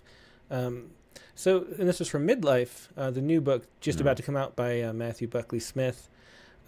So when you saw, the poems, I kind of asked this before, but I want to get a better sense of how you put the collection together. When you saw the poems, and you were pulling out the best poems of the last 9 or 12 years, however you want to count it, how did you know that they fit in the book? Or was it just like a sense of poems, which is something we don't do very often, but that you wanted poems because they're good, but then how do you order them, and how do you make something that feels cohesive? How did you put that together?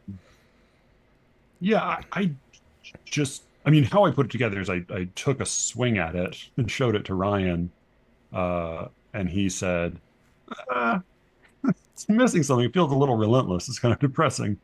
And so I waited another few years and wrote some more poems and took some poems out and then showed it to him again. And he said, yeah, this is the wrong order though. So he gave me an order and I worked on it and I showed it to, Jonathan Farmer and Ellen Shapiro, a couple other people I trust. And basically my goal is not to make a cohesive whole or to make an arc or a narrative. My goal is to put the poems in an order such that you can read them in that order and it won't fuck you up. Like it won't, you won't think like, oh, that's a weird, like, why, my wife is terrible at making mixtapes. Like she'll always follow a really sweet, like heartbreaking love ballad with like a real jangly jig. And you think like, oh, don't do that. So I'm just trying not to fuck up the vibe. So keep a vibe going is the advice. Yeah. Yeah, that's a good way. And just the order of it. And I think you don't want to have a one monotone kind of feel, or like a swooping arc that's all the same, but sort of to have surprise, to delight within disorder, that kind of thing makes for a good collection. Yeah, you're gonna need the tie should be a little crooked if your suit's really straight up. Yeah, exactly. So let's we're up on time. Let's wrap it up with the new poem. I love the new one, Where the Wild Things Are, that you want to read from the This is the one. This is the one my wife was like, oh, I like that one instead of all your miserable wife poems. She's quite lovely and thankfully has a good sense of humor. This is Where the Wild Things Are. On the off chance that my daughters are still awake and watching this, babies come from the stork. I love you very much. This is Where the Wild Things Are.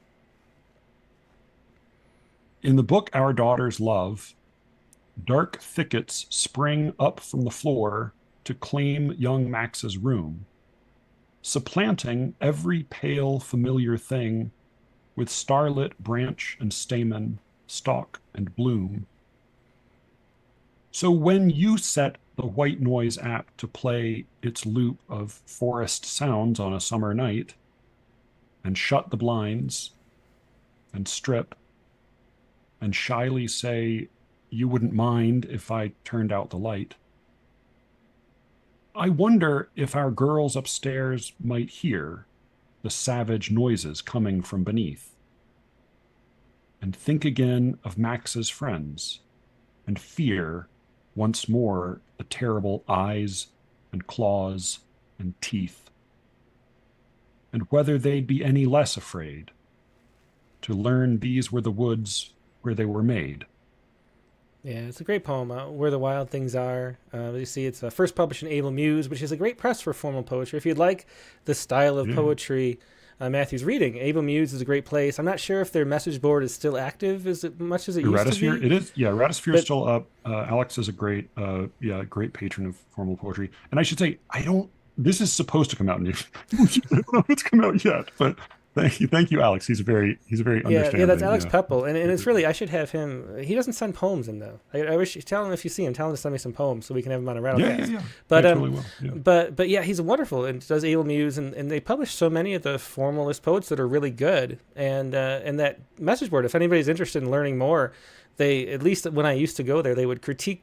People would just critique and talk about the meter and which feet are off and all that kind of stuff, and really hone people and get better and better at writing through the internet, which is a great thing too. And Alex just does a great job with Able Muse.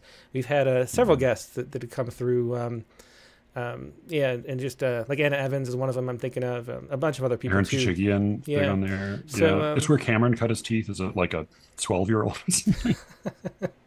Yeah, well, thanks so much for sharing your poems and for the canned discussion. It's been a lot of fun, Matthew. Yeah. And congratulations on the new book.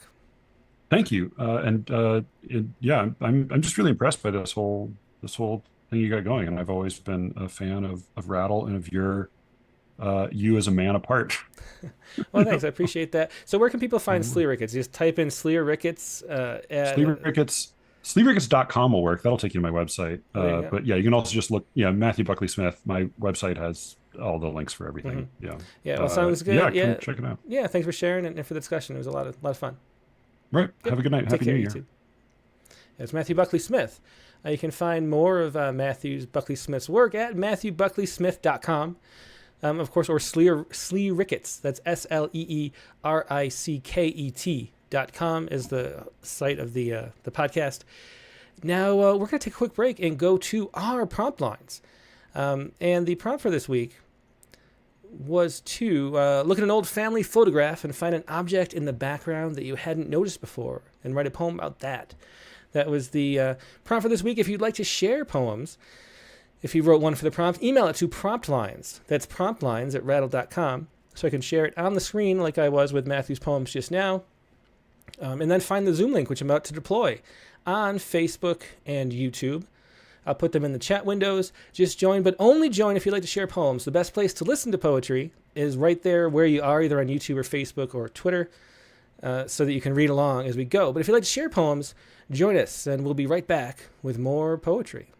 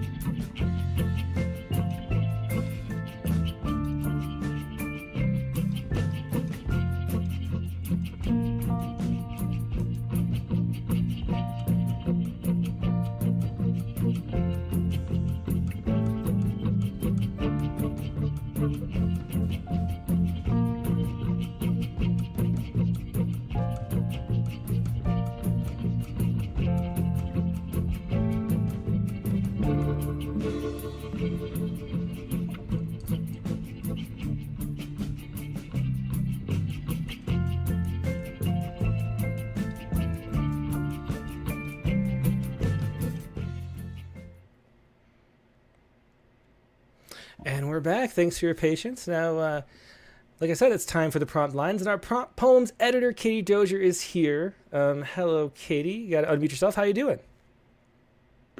Good, thanks. Definitely wasn't just positioning books on the bookshelf so it wasn't empty again this week. Definitely wasn't. Well, it worked well, except for the books that you, like, at the last second slid. They didn't quite slide. You can see you didn't quite slide far enough.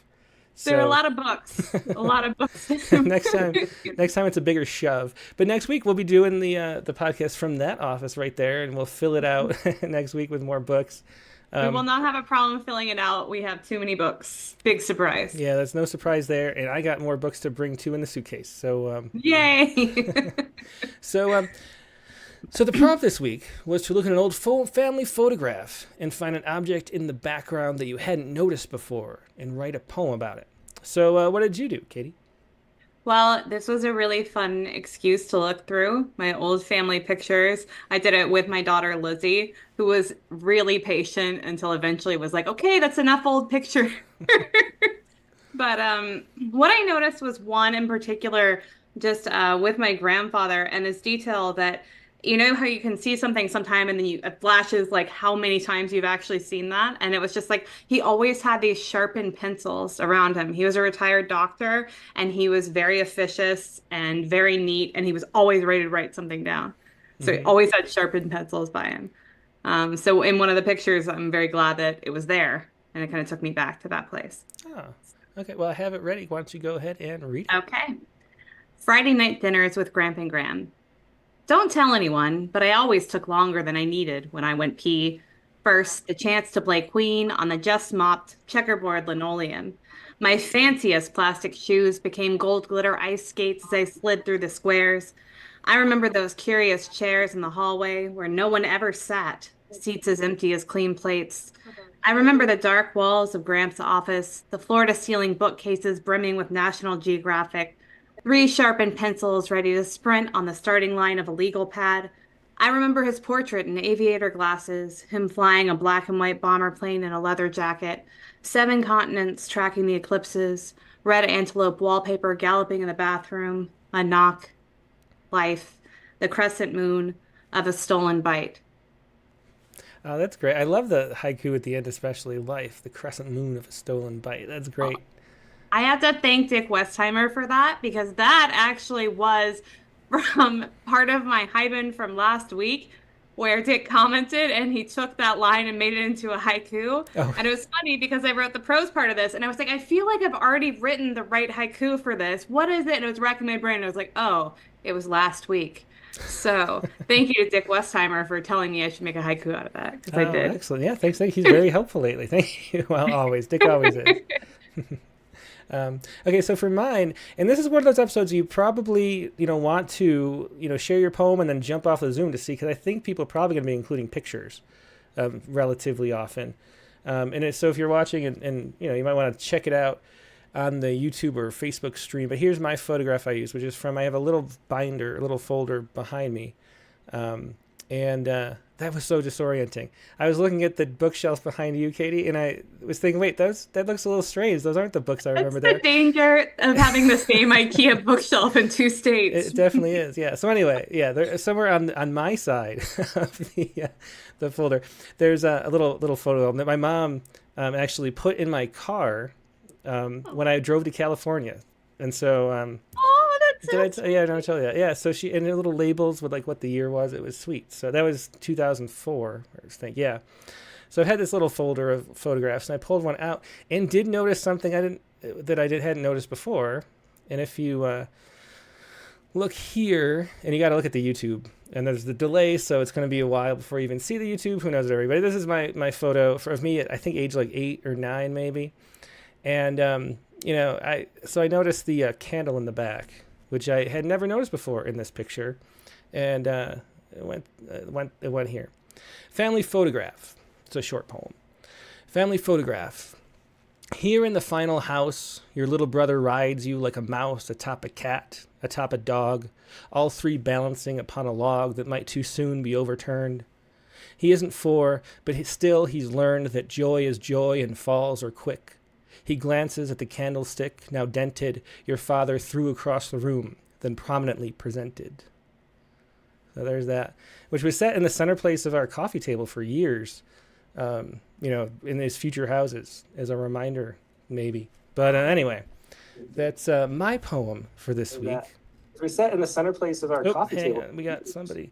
You gotta make sure you're on mute. There you go. Okay. So anyway, that was my poem for this week. That was great. I do think it made me think about objects in a different way, and like the candle and like that. It's just so interesting, these things you interact with for years and then you just don't see. Yeah, there's sort of a blindness to certain things you're used to seeing, and then there they are again. Yeah, it's really interesting. So last night was the deadline for the prompt poems, we should say. So you're working on reading the December prompt poems right now. You actually can't submit right now for the prompt poem of the month. So if you have this poem, since it's the January 1st poem, we have to wait till we read all the December poems, then we'll reopen it back up, and you have the whole month of January to read. What do you think so far about the December poems? Oh gosh, there are already so many that I really like. It's like it just gets tougher and tougher, and we keep getting, more and more submissions, which also makes it harder and harder.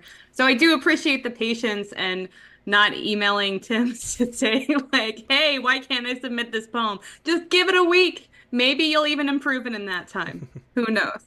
Yeah, well, sounds good. Yeah, it's no rush because the deadline now is January 31st. So there's that. But let's see what everybody else has for prompt poems. And let's see. Susan Talley is up next. Hey, Susan. You can unmute now. Was January 31st. Oh, you gotta put your. Yeah, but let's see what everybody else has for prompt poems. Other stream on mute though. Susan Talley. Why can't I? They're on mute now.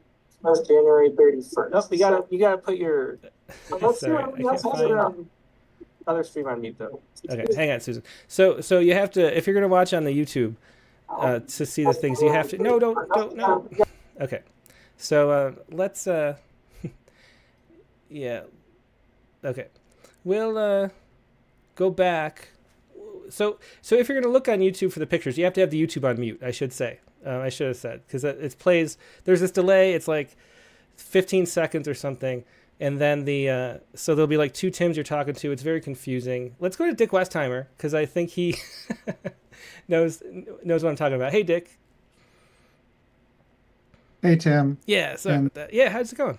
Okay. My internet is a little wonky, so hopefully I'll last the whole time. Yeah, I was having some technical problems at the beginning too that have never happened before. So maybe it's some kind of weird internet day today that we started a little late. Yeah. Well, I appreciated the prompt. I like Katie or you, I forget which one, mentioned that you started, going through boxes of photographs, but I started going through boxes of photographs and coming up with ones that were pre-digital, which was always nice, to see those photos that are on actually emulsion. So it was terrific.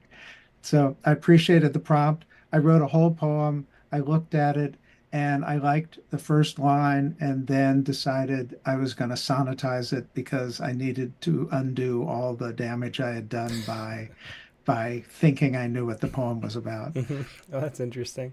And I'll put the photograph up too right now. So you explain what this photo is for the people watching on YouTube. So this was a photo taken in 1999, a year after my dad died. Actually, it's 2 years. In the poem, it's 1 year, but you'll see why.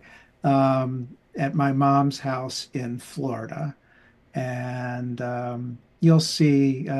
You know, I'll spoil it. The thing that I saw that I had never seen before was the photograph of my dad over my one daughter's head there. Yeah. So yeah, we see it there.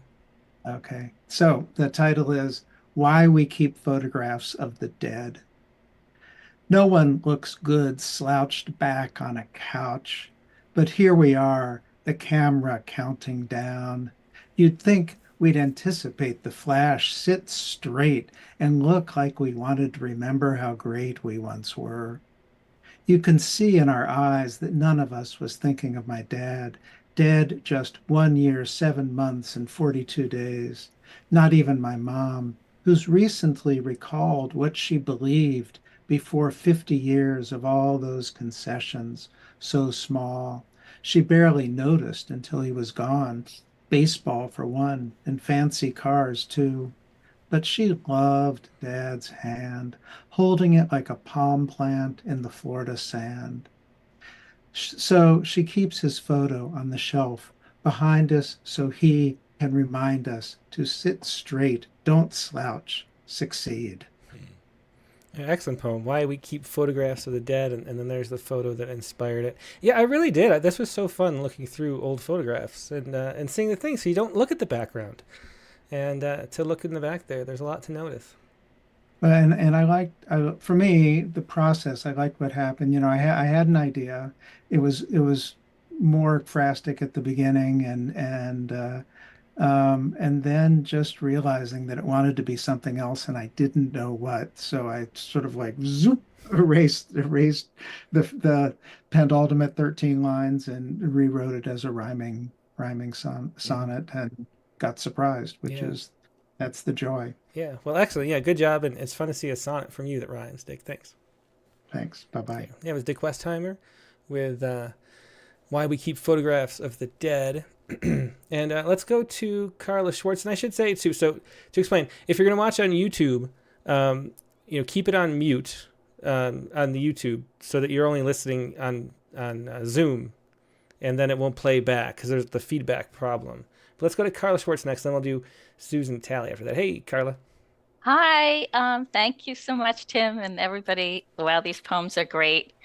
And I sent you a link to a picture that's a picture of me, which was from my old family pictures, and I have an album online, which is family pictures. Oh, this is and great, yeah. Can you get that link? Yeah, it's up for Okay, yeah. great. Mm-hmm. Great. So that's a little girl, and she has, whenever I've looked at that picture, which hasn't been that often, I never really noticed this doll who's like half dressed and in between the legs. So this is a really dangerous poem about that. And it is called Learning to Pose. Implied, turtle love, applique. I must be too. I'm wearing my favorite ribbed shirt, red with a green tortoise sewn on. My brown corduroys well worn at the knees. My chubby legs crossed over each other, a doll's topless torso diving into the gap. The doll's been thrusted down at such an angle as if to say, I could care less about her. Arms outstretched, my hands clasp onto something white that must be the doll's shirt. First lap dance, dive bar B. Oh, interesting poem. Yeah, those Barbies. We'll look back at the photo again too. Here it is. It was Carla Schwartz playing with a Barbie doll from way back when. The dolls in her lap there. Thanks, man. Really interesting poem, Carla, and great use of the form with the haiku pulling out new meaning from the great lines in the prose. Thanks for sharing it. Thank you very much. Yep, take care. Yeah. Yep, that was Carla Schwartz with Learning to Pose. And next let's go to Susan Talley. I think we got it figured out now. Hey, Susan.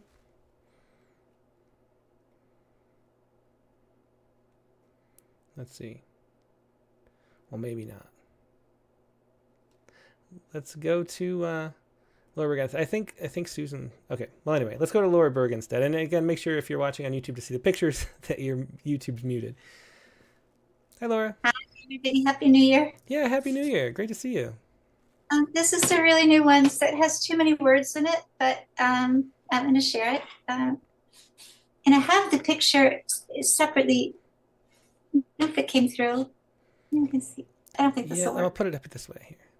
Oh, that's excellent. Yeah, that's a really cool picture. And I have it sideways on my screen, so I mean, I think it might be from, turn of the century. It's my grandfather there in a snowball fight in Russia. Oh, wow. That's so cool. This kind of military uniform. And what I hadn't noticed before, I had it colorized. But what I hadn't noticed before was that there's this laundry hanging in the background. Oh, wow. So that was really the detail that I sort of focused on. Okay, so snowball fight, fin du siècle. I'm suspended this cold day on a makeshift line among cotton undergarments shaped like knickerbockers, billowing every which way in an Arctic wind, ice crystals shooting through me. Snow thick on roofs and ground, lost in the pale of settlement, a rundown wooden building, and a brick one too behind that looks like a barracks. The sky is cloudless. Let's imagine a dimmed eggshell blue. A lone street lamp poses like a mime between buildings. I'd say this place looks desolate, but 3 women and 4 men are lobbing snowballs in the foreground, arms cocked behind their backs or overhead, all frozen. Snow puffs from the snowballs like a breath. On closer inspection, the women's mittens turn out to be pelts of some poor furry animals, tails still attached. It's no place to be, but what a fine time they seem to be having. My grandfather Gregory, so young, overcoat tossed off, sporting his military cap, a thick wool sweater and rascal grin. And isn't youth the elixir, even when trapped? Oh, that's great. Yeah, great poem. The snowball fight. Fin de, how do you say that? Fin de sea sleigh? The end of the century. I should just put end of century. That's wonderful. Yeah, snowball fight. Great poem. I love the photo and the way you build out the images describing it too. Great use of the ekphrastic. Thanks for sharing that, Laura. Thank you. Yep. Thanks. I'm going to go over to the other side. Okay, great. Happy New Year. You too. There's Laura Berg with Snowball Fight. And let's go. Hey, Susan, are you here? Susan? Hi. Are you there? Okay, let's go instead to Zachary Honeycutt. Sorry, there's a little bit of technical confusion. A lot of technical difficulties today on my end, too. Hey, Zachary, how you doing? Good. Happy New Year, Tim. Yeah, Happy New Year. So, I have a pantoum tonight for you all. Yeah. Oh, and I have a great photo, too. Got to mix a little flavor into this. Dick had the sonnet. I got the pantoum. All right, yeah, so this is my object. I don't know if this really counts or not, but see that little kid in the background? Oh, yeah. He's a living object, but with a beating heart. But that's what I use. I actually took this years ago with my dad. We stay at this hotel a lot. We actually had a tornado that ripped through our old house and threw 5 trees on top of the roof. And so every time there was like bad weather coming through our town, we would go to this hotel because we were kind of just paranoid about what happened to our house. So this is like our home away from home, this hotel. So there it is at Christmas time, and they always put a big tree there with the Christmas display there. So I never noticed this kid before. Oh, that's interesting. So yeah, and it's kind of funny too. The guest poet there that you guys were interviewing, I think he mentioned Alicia Stallings. It's so weird. I was just reading some work by Alicia Stallings earlier today, and there's a pantoum that she wrote that really inspired me. And I wrote this pantoum after reading her pantoum, Another Lullaby for Insomniacs. Yeah. So this is mine. Okay, go ahead. There, a pantoum. We were never there. At least I can't recall. That time, us there, the greatest time of all. I can't recall every detail, but it was Christmas time, the best time. None of our stress was there. We left the details home like Kevin at Christmas, like baggage we forgot purposefully, unclaimed, like all of our stress was unintended there. Unattended, I mean, by hotel clerks. We forgot to bring the baggage of the rest of the year there. But were we stressed or weren't we? The holidays are rough, soft on no one. But there's good too in everyone the rest of the year. Dark in light of all of us. In spite of spite being there, rough inside us all.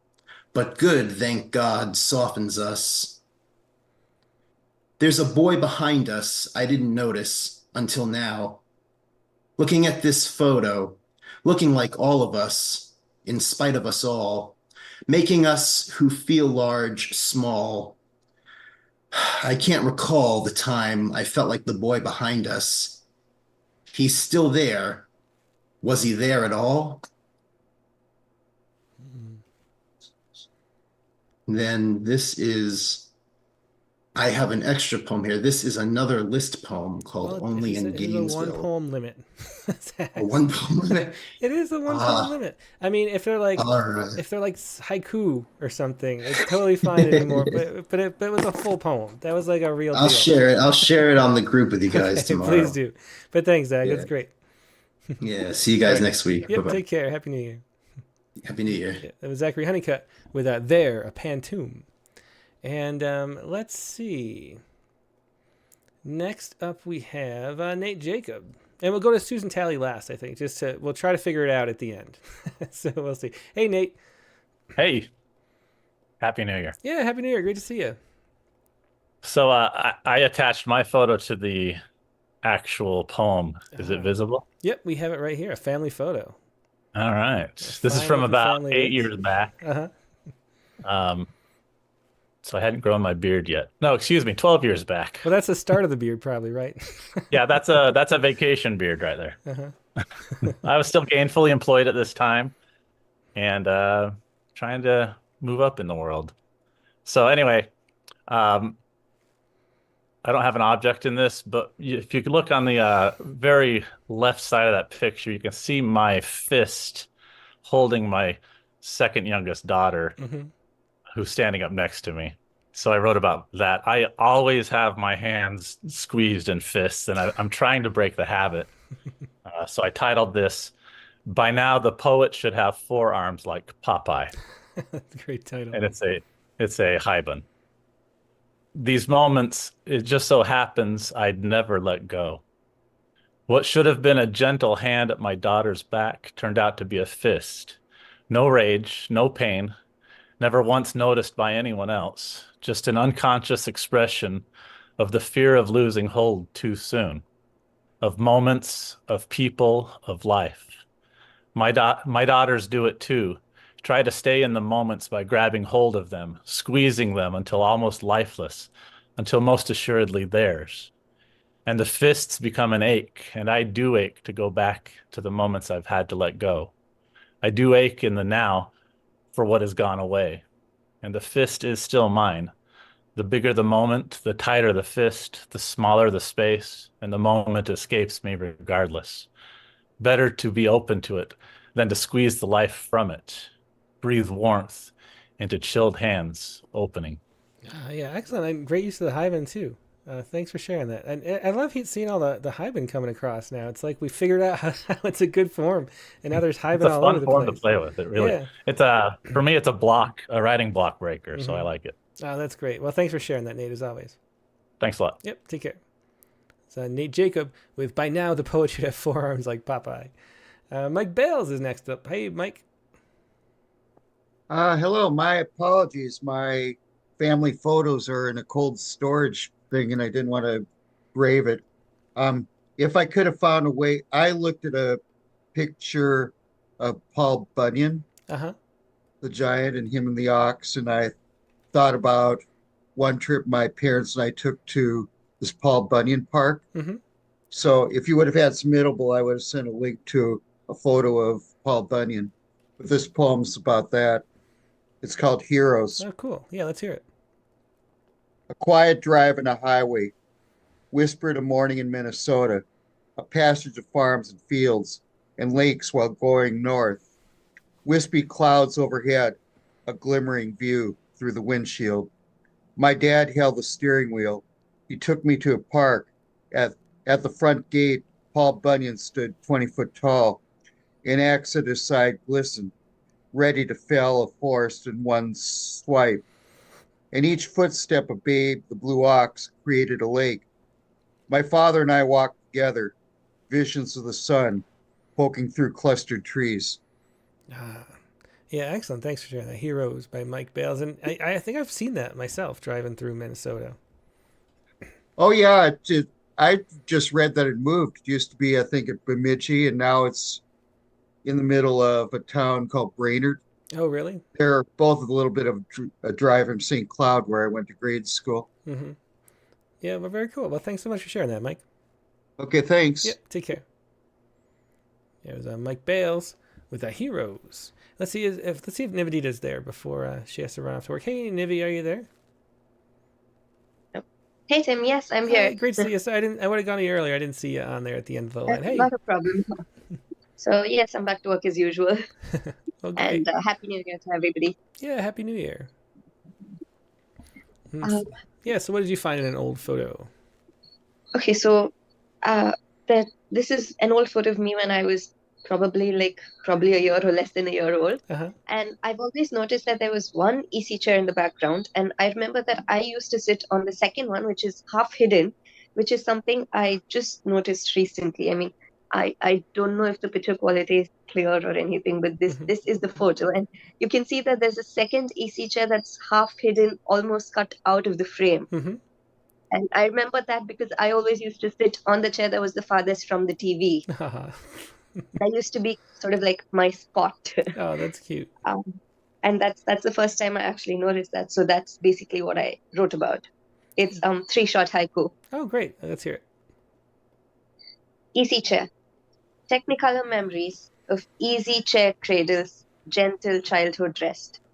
Soft embrace of the seats, stories woven in their threads, comfort's timeless hug. In the easy chair's warm arms, childhood tales find refuge, cosmic comfort. Oh, I love those. Yeah, great look back at childhood, Nivi. Thanks for sharing.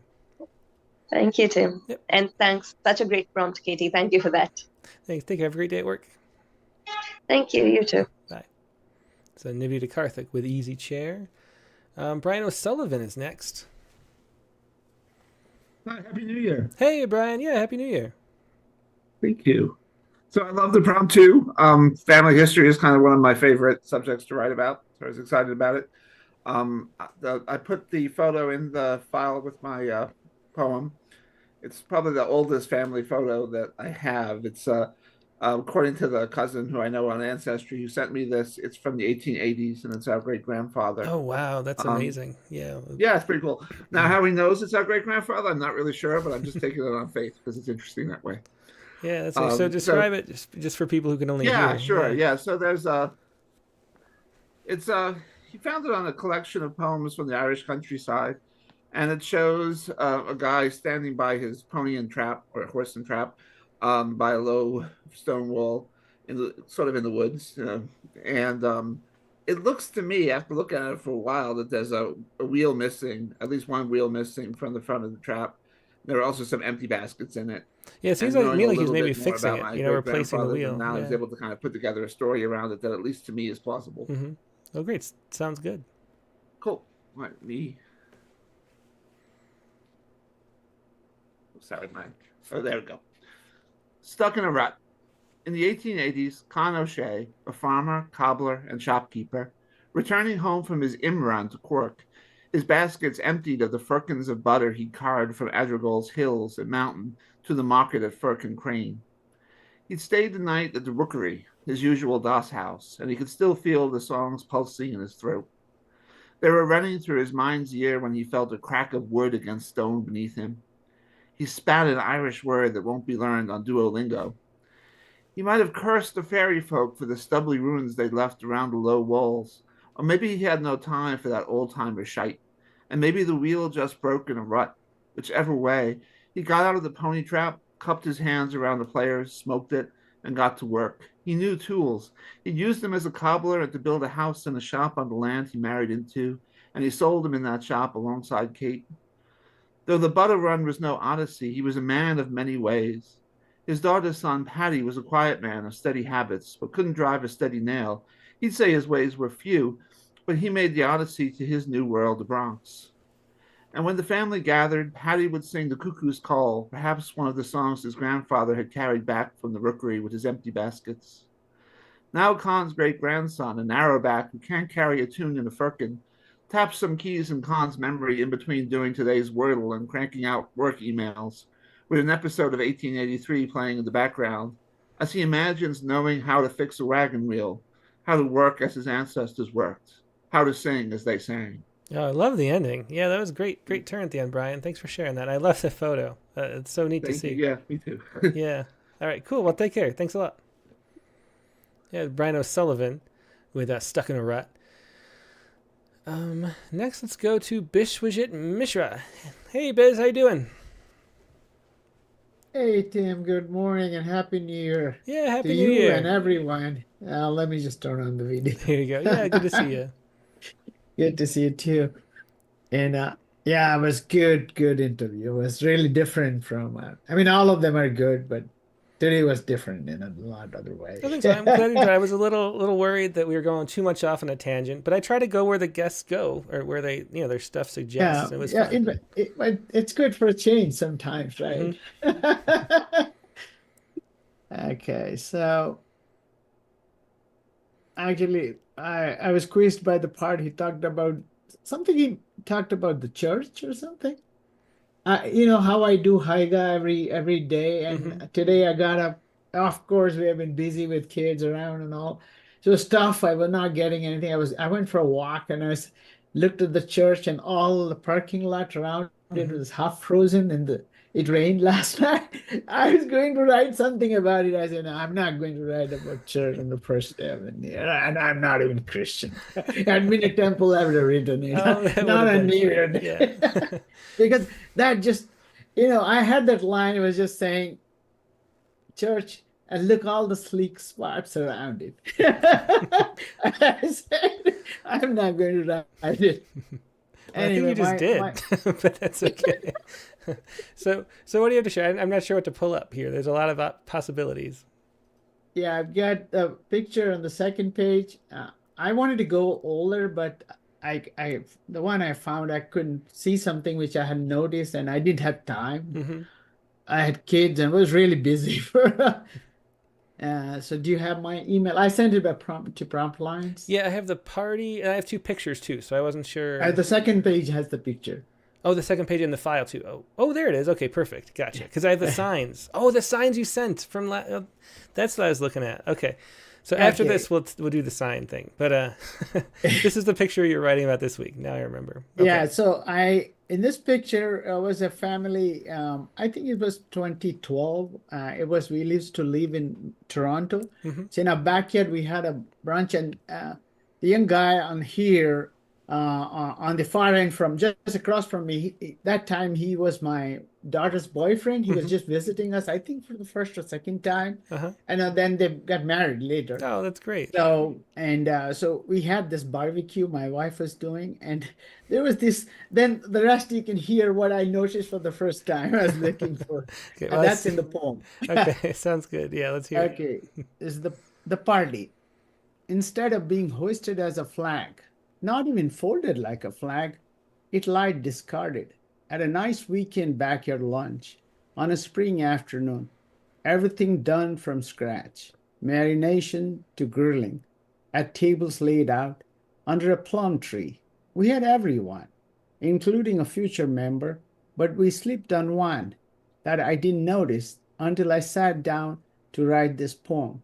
The apron, thrown on the ground, almost out of frame, after protecting us from fire and oil, a job well done, discarded under the barbecue, instead of being hoisted as a flag, not even folded like a flag, rather thrown on the ground under the same barbecue on a happy spring afternoon. Oh, that's great. Yeah, great tribute to that in the corner there. There's a little arrow that you kindly drew so we could see it, but the apron that does so much work, and then we kind of forget about it. A really nice ode to that. I'm just thinking it might have been hung at the back of the chair and fell off, but I don't know. I saw it for the first time. Oh, that's great. Very fun. Thanks for sharing that. And nice story about your son-in-law, too. Right. Thank you. Take care.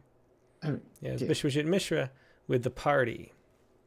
Let's go next to Monica Dobos. Oh, hello. Happy New Year. Hey, Happy New Year, Monica. Yeah, great to see you. Great to see you. Well, I have some great news first. One of the prom poems of the month, the one about fears, was accepted by a UK publication. Ah, congratulations. Yeah, it's called Linen Press, and it's going to come up in spring. Oh, well, that's wonderful. I love hearing that, because there's so many great poems that everybody's writing, and it's great to see them find homes other places. Yep. So the poem tonight, I don't have a picture, but I'm hoping the poem will do a good justice. Okay. Okay. So it's called Family Portrait with Grandparents, Mother in White Dress, Father in Black Suit, and his missing parents. Grandfather sports a Colin hat, fresh shaven chin, and war medals sewn on both of his chest pockets. Grandmother has healthy cheeks, and one hair curler dozes off at the upper back of her head. Change she saves for her grandkids chime in her deep pockets. In her small hands, Mother has a bouquet of calla lilies, and the tentative smile brushes her face. Thin, tall, and Hungarian, Father presses right hand on Mother's buttocks, while the left holds all the women he will cheat on her with. In the far back, hurt and invisible, stand Father's parents. They did not get invited. They speak the wrong language. In Mother's belly, I curl up in a conch of possibilities, drunk in sleep and molasses.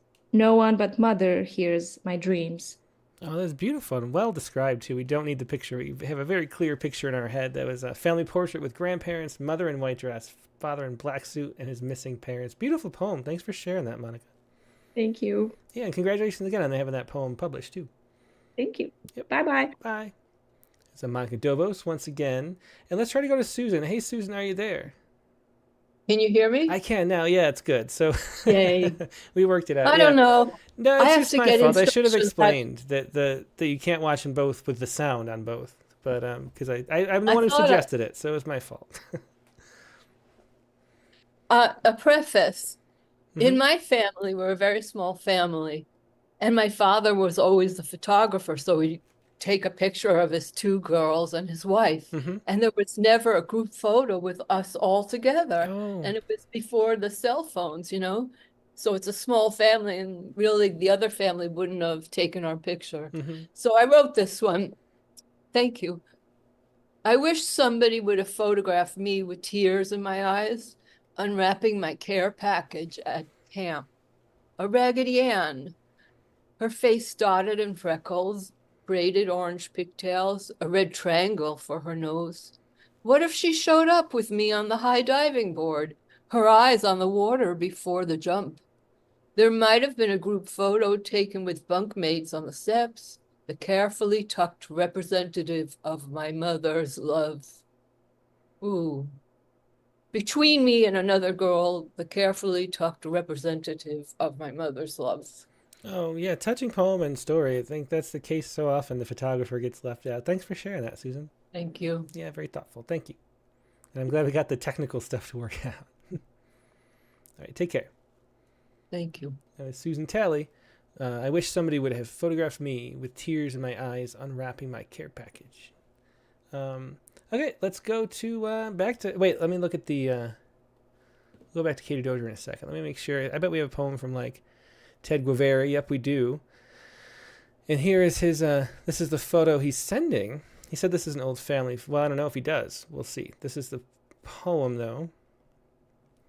Or the photo, I should say. And we have, just for people listening, if you're just listening, there's two women kind of walking close together, and then there's someone's shoulder, another woman, a third, kind of mostly off the frame. They're walking past, I'm not sure what that is, some kind of building. And here we go for the poem. Awning, it says. Can I smell it? Well, hang on. Okay. 57 years couldn't peel my memory off it. Nor from her. She was tall like everybody was tall. The shade may have botched the red I had remembered. Everyone swore it was teal. Like the rest of that Spanish market house, the gelatinous flow down my throat may have affected my vision, me looking up at it, them, the silhouette on her blouse, not necessarily in the way. 1966, there was no boom of awnings in the Philippines. The sun had always been hot, wretched, drying up little boys' mouths. I kept mine cool and damp. I had manners. My eyes were alert, though. She knew they had meandered deep into her heart. She was in-house, working hard for her parents in the province. Once they stay for 6 months, they become family. Their bodies have taken residence, and I have become their kid slave. But she wasn't demanding. I doubt if she wondered about my pre-adolescent drive, my drive to weirdness, to X-ray, camisole movement, not the roof overhead. So that was Ted Bernal Guevara's poem, and then there's the photo. You see the awning he was talking about in the background. Very cool. Thanks for sharing that, Ted. And let's see. Julian Matthews is here too with a poem that just came in at the last minute. Hey, Julian. Hi. Yeah, thanks for joining. Yeah. I have a poem on the photograph called Sunflower. Yeah, and can you, did you include the photograph? Let me see. Why won't this? Okay, hang on one second. I'm trying to get it to open. For some reason, I can't open this file. Maybe let's see. Now try it a different way. Is it going to do it? There we go. Okay. I found it. Okay, I found it. Okay. Yeah, I don't know. For some reason, my Word is not opening, but you open in Google Docs. Oh, now it's opening 1,000 times. I'm having weird computer things all day today. But anyway, we have this poem. So why don't you go ahead and tell us what it's about? So it's a photo I took some time ago with my mom having tea with her. So it's called Sunflower. Sunflower. 10 years after this photo was taken and almost 5 years after her passing, only now I notice the sunflower and the falling leaves prophetically on her chest. Beside me, this small framed woman who birthed me, fed me, brought me up, made me. The large sign behind issuing the edict, share tea, and cradling the lens, the woman who snapped it, the mother of my children, both the loves of my life, cream puffs between us, sweetness all around. Oh, beautiful poem. I love that. And looking at the background too, beautiful poem. Thanks for sharing that, Julian. Thank you, Tim. Yep, take care. So Julian Matthews with Sunflower. Yeah, great poem there. And we're pretty much done. Let me see if we have any other ones to read that are definitely for the prompt. Oh, here's a family photo. We'll do this one too. This is Eva Christine. I saw her on the open lines or on the chat window. I'll read Something Simple. Here we go. Something Simple by Eva Christine. Behind all of us was a plant, something so simple and tended well. My aunt is a gardener. She mends her weeds, takes them out one by one, all of us together, to say cheese with a plant. Behind us being tended perfectly. From far away to nearby, we gather to celebrate life. Another year of growth, another year of seeing one another, another year to say hello and goodbye. Behind us all was a plant, something so simple to bring the family together, walking through her garden, seeing the flowers and weeds, the purples, the reds, the yellows, the mint and the lavender, noticing the tools she used to pull them, mend and to care for them. Another year to come together, another year to be simple, another year to be free, to celebrate life and its destinies. So that was Eva Christine with Something Simple. Thanks for sharing that, Eva. I think we're going to wrap up the show now. Let me see. Yeah, let's wrap up the show with that. But thanks, everybody, for sharing your poems. It was a pleasure, as it always is. And once again, the prompt poem of the month category and submittal will open up in a couple days for those poems, where you can submit them as soon as Katie's done reading those poems. Now, let's go to the Sciku for this week. And the Sciku is based on this story from the UK Centre for Ecology and Hydrology. And here we go. Nope, not that one. This one. And then we shrink it too so you can kind of read along. Here. So study says, study uncovers major hidden human-driven bird extinctions. And so what they found, they did this big survey of, the birds over the last, since humans have spread around the globe.